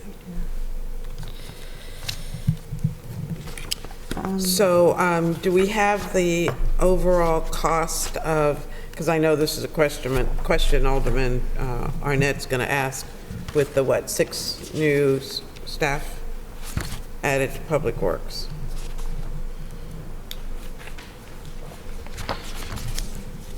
Do we have a cumulative total for We staffing? put together a fiscal impact table for all new positions, and we released it. We attached it to the ordinance that's changing all these titles and upgrading titles and Okay. adding new positions. So it's online, attached to that legislation. I can open it right now if you want to discuss it. I would just like to be able to see what the fiscal impact is. It's attached to the charter amendment? Which piece of legislation No, I adds think it all was the a new resolution. positions? Hold on.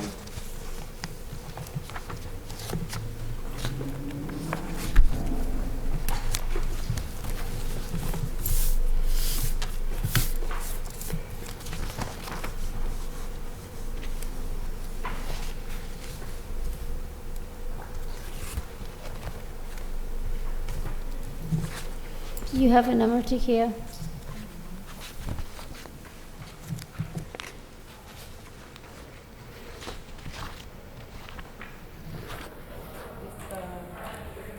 Is it a resolution or is it an ordinance? It's not the 012 departmental reorganization. 15, I just happened to open it. Open it really.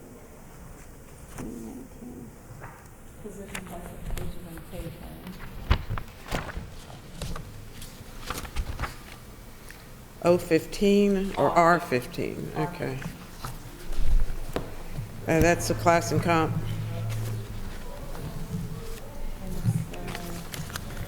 First staff report and fiscal impact. I can't hear you. The first one, that, it looks like that's it. Where's the revised one? I'm not seeing, that's all in 15. That doesn't have, I need dollars, that's what I'm asking, for the fiscal impact. This just tells us grade. I'm looking at the 012-19, the fiscal impact. 12? Isn't that where it is? I believe we're talking about Resolution 1519. Yeah, that And, just gives you the classic. and our original fiscal note just said that the changes were incorporated into the proposed budget. And one of the aldermen wanted the details, so we prepared a second fiscal note with the fiscal analysis in it by position, and I'm looking online and I don't see it. Okay. I refreshed, so let me make sure it's not on there, and I'll try to pull up my draft of it.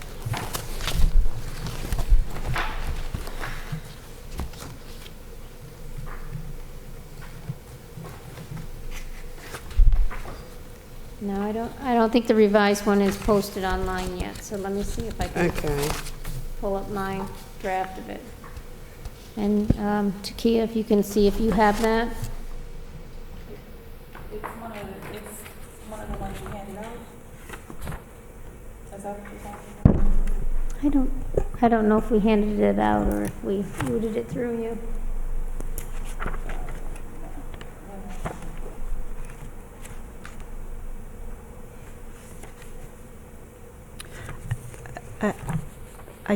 Madam Chair, I think the big, this is somewhat related to staff, but in moving that position, Stormwater Management Coordinator, to this department, it's all covered by the Watershed Protection Fund and does save, reduces general fund expenses by it does. $90,000. Because she's paid by a fund. You're talking about the Racine Office of position. The Racine okay. position, the added, the She's transfer paid by a position. fund now? No. She will be paid by a fund when she moves to the, When she moves, in accordance with the proposed mayor's budget, she would move to this separate fund and be paid for by watershed restoration fees. okay. So that would be a cost savings of $90,000. I think that's what we need to see. Yeah. With all of the positions, Well, if I there have it. I'm is trying to find the most recent version because I Yeah, they're sort want of to make sure that I tied up have in the final version to give you here because Teresa and I were passing it back and forth. So.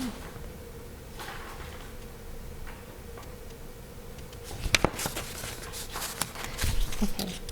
Yeah, I'm looking at 012-19, which I think we're talking about tomorrow.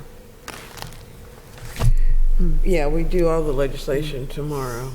So maybe So we which should, position are you wondering about? I just want to see the cost of the, what is it, 6 or 7 positions that are being added to DPW. Cumulative. Okay, cumulative on DPW. Okay, because when we structured this, we did it by, in line with the way that the resolution is worded, title changes only, grade changes only, title and grade changes. Well, So- if we'll hear that information when we address the legislation tomorrow, then Okay. that's fine. Okay, I mean, I can give you the pieces, like Public Works Supervisor and the fiscal impact of that in each item, but if you want it combined, I'd have to. I would like for us to just have the total cost of. DPW. Yeah. And if there's enterprise fund that is paying for any, as you just said, one of the positions is an enterprise fund position.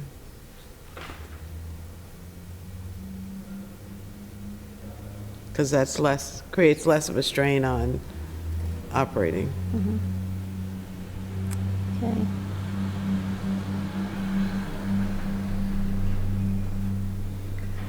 So Alderwoman, what's your pleasure about DPW?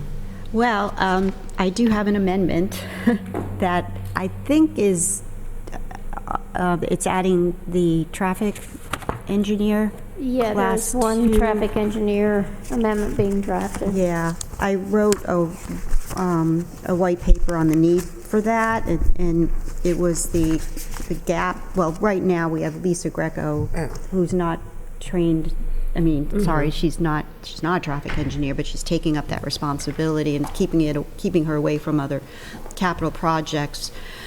But there is, as you saw in the Forest Drive sector study, there's a lot of items that involve coordination with the county and just somebody to be more proactive. So I discussed with both Pete Gutwall and David Jarrow where this person should be to be most effective, and it was suggested that it be in DPW, be a Class 2 engineer, I believe. And Teresa, I think on email we have the salary and the title description. That was just background. So I don't know what else you So need. what's your amendment that go ahead. It's add a traffic engineer Class 2 in the, it would go in the, it's an ad. There's no, I'm not sure how it's going to be countered as far as costs, but it would be under engineering and construction. Why There's no don't we fund. let you bring this back tomorrow and you can get the missing pieces? I'm looking at the legislation right here, but it doesn't give specifics. Oh, yeah, Using the this is city yeah, systems, we've add been- a traffic engineer position. Yeah, we've advanced Picture. from then, yeah. Okay, so can Yeah. you bring us back the You just the need- grade and the fiscal impact? Yeah. You need that one back for your file. So we can postpone action on DPW until we get your amendment, and we can take it up tomorrow morning, first item before we get into fees and fines. What's your recommendation on this? This involves sort of a volatile subject on where does environmental policy go, and the way this is right now is taking the Office of Environmental Policy and putting prospective people elsewhere. So in light of that, I'm cautious on recommending this until we have a read on where the legislation is going, or what are your thoughts? We are dealing with the budget. Okay. So I want to address everything that's associated with the mayor's budget to us. Okay. Other legislation Just have yeah. will have its impact when and if it comes. Yeah. But right now, our responsibility is to Yeah. look at the mayor's budget and decide what we can live with and what we can't. Yeah. And to that. So I'm not You're right. going to open up. No, but in that vein, I strongly am supportive of the added stormwater management position in this department, which is reflected in the budget. So that would say that you're supportive of the recommendations from the mayor's office. As it relates to the DPW. Right, that's what I'm Yeah, talking that's about, what we're looking at. DPW. Yeah. So aside from your amendment, is there any other objections to this budget? DPW budget? No. Okay, so we could take a tentative vote on DPW with the understanding that we'll come back and address your amendment tomorrow. Yes. Okay? Are you good? I'm good with that. Yeah. Okay, so your motion would be that we, I move that we recommend the budget for DPW, the mayor's budget for DPW with the added positions. Okay. Tentatively, until you have your amendment Yes. ready for us tomorrow? Yes, yes. Okay. And I'll second that, to get all that together. Okay. Further discussion? No, ma'am. Okay. All in favor, please say aye. Aye. Aye. Okay. Have we gotten through all the departments? Yay! My thought is Goal is met. You rock. She rocks. All right, goal is met. I want those positions. The argument of where they go is sort of irrelevant when we're Right. reviewing the budget. Right. I just want those positions. And David clearly needs those positions, so I'm good with it. I believe So, that's an engineering task, stormwater management. yeah. So, we didn't do Rex and Park while they were here? Waiting for there? Oh, the equipment issue. We have short memory. Oh, jeez. He's going to come tomorrow too, though. It's the five. Fire's done. Okay, so, You just have Rex and Parks. so Rex and Parks, and an amendment to DPW. So we did do fire. Yeah, that's done. Yeah. Don't take us back, Jody. I mean, okay. So we're waiting to hear from Rex and Parks how to fund the, Yeah, Whatever. I was going to look and see why we decreased their software budget to 17.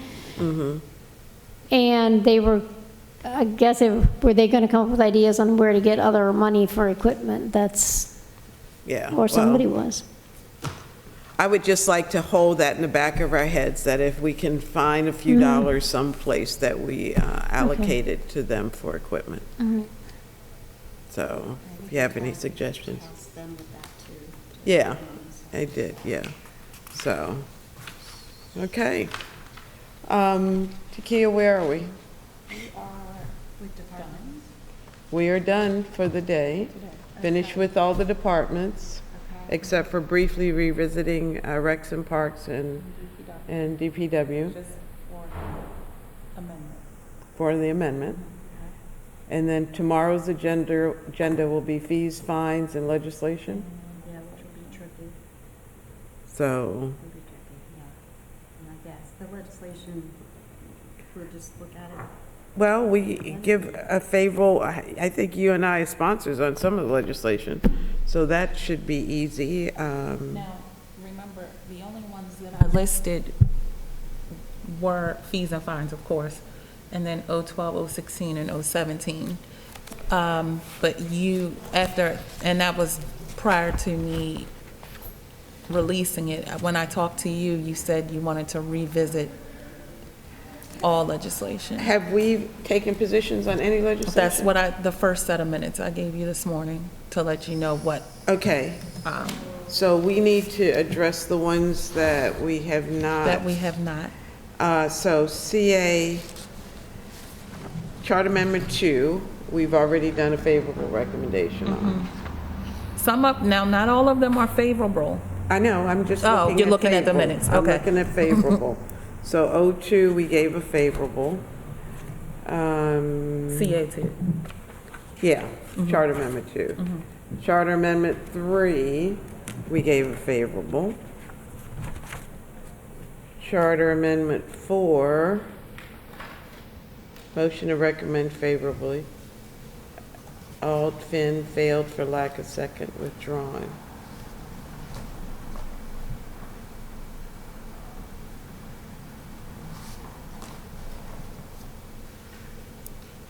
Okay, so 4 passed with a favorable, 2-to-1 vote, Arnett Payon, and Finlayson opposed. No. So I'm reading it. I know. But I think that it was a non-favorable recommendation, right? The motion carried by the following vote: Alderman ayes, Alderman Arnett Payon, nay, Alderman Finlayson. Right, but look, The motion unfavorably. carried. You motioned to recommend So I'm- favorably. Okay, so it, And that failed for lack of a second. so. And then you withdrew it. And then Alderman Payon moved to recommend unfavorable. Alderman Arnett voted, So, you voted nay for the unfavorable recommendation, okay, but there were 2 aye votes for unfavorable. okay. So, but we've taken a position on CA4, Done. either way. Okay. CA5, motion moved to recommend favorably, second motion carried. So 5 carried. Yeah, okay. And then that takes us to O12. Which is why this is back on, because, Okay, so there was lack of a second for, and then you withdrew it with the purpose of being able to come back to discuss. okay, so we have to do O12 tomorrow. That's on. Okay, and then that takes us to O13. Move to recommend favorably. So O13 passed favorably, favorable recommendation. O14, recommend unfavorably. So this had a recommendation, unfavorable, for O14. Okay, so O15. What was 014? It failed. It received an unfavorable. Okay, so O15, That's economic development. okay, so O15 carried favorably. O16, move to approve the following with amendments, motion carried. Right, but there was never, And that passed favorably for O16. there was never a final vote. Yes, it was. Arnett, Finlayson, aye, Payon, nay. Look at the next page. I am. Oh, well, what do you mean then? Because if you look, you guys voted on your amendments. You recommend favorably pages 3 through 6, which I actually think you probably meant 2 through 6, but there's no final vote on Okay, that. so So that's that's a on procedural for thing. tomorrow. Okay, so we have to come back to that. But it was because we voted favorably for the amendments and did not come And did back not and come vote back. on the Yeah. full And I as also amended. wanted to discuss, I think that you guys meant 2 through 6, if you look at it. Okay, so bring us those changes. Okay. Well, wait a minute. Jeez. Still under O16. You had a- To move to approve the following page, more amendments. More amendments. Oh, it has the environment. Yeah, so there was no final vote taken on the amended Right. legislation. And like I said, I want to revisit, because you said 3 through 6, but one of the tables you amended was on page 2. So Okay. I think it should be 2 through 6 instead of 3 through 6. Okay. So either way, we have to come back to. Come back to it, and so it's on the agenda for 016. tomorrow, yes. Okay. And then O17. We didn't take any action on. Move Postponed to it. postpone. So we postponed O17, which is the tax levy. Right. Okay, and then R14 moved favorably, so that's done. R15, Was favorable. that passed favorably. R16, no action taken, because we haven't done them yet. Right. Fees, fines, and then O18 is not part of the budget. Right. But CA6, which is the companion, it failed for lack of second anyway, so. CA6 is what? I don't The know. Department of Environment is the companion to O18. But that's not part of the budget. Right, no, I was just Okay. saying, you guys did take that up. It failed for Okay. lack of a second, and that's why O18, no action was taken on it because the charter amendment didn't go okay. through. Oops, I Okay, ended. well, But I didn't put either one of those on Yeah. because it's in planning commission. R1519.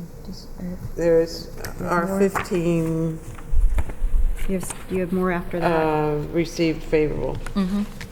So that's done. Okay. What else do you have there? Do you have more? That's it? Okay, good. So I am That's caught up. it? Yeah. So you have the list of what we have to do. It's on, everything that's on the agenda. Okay? What, All right. yeah, Jen is correct, yeah. What about capital improvements budget? Was that signed off? That We was did done the that. first week. Katie Yeah. presented it and it was done. And there were 2 amendments Oh, to the it. Hillman thing. The Hillman and Spa Road. Spa Road. Do we have the language for the Spa Road? We Or we supposed haven't to gotten get- anything back yet, but Katie has it. Okay, Yeah. okay. We need to talk to Teresa because on that Hillman revision, she noted, I don't think she stated it exactly what it is, but we're moving everything up a year. Right. It goes- Yeah, basically there was $100,000 I got allocated in 2021, and then the lump sum money that we hope to get from the resiliency fund. She's pushing that up a year. Okay. She has the language. And then the rest of the week was. Deliberation. Yeah. What was for Wednesday? Wednesday, I think we just put deliberations. Which Wednesday's the 7th, 8th? Because you want us to start on your report. Right. So Okay, so I Wednesday and just Thursday is put report. committee deliberations for both days. Okay. So hopefully we'll be finished by Thursday. What are you doing? Yeah. So, all right. So, anything else for the good of the order? No, Madam Chair. No. Okay, Ms. Dickerson, anything? Okay. Ms. Green, we've set for our agenda for tomorrow. And we're good, so I will take a motion to adjourn. I motion that we adjourn. Okay, second, all in favor? Aye. Thank you much. See you tomorrow. More like see you at 3.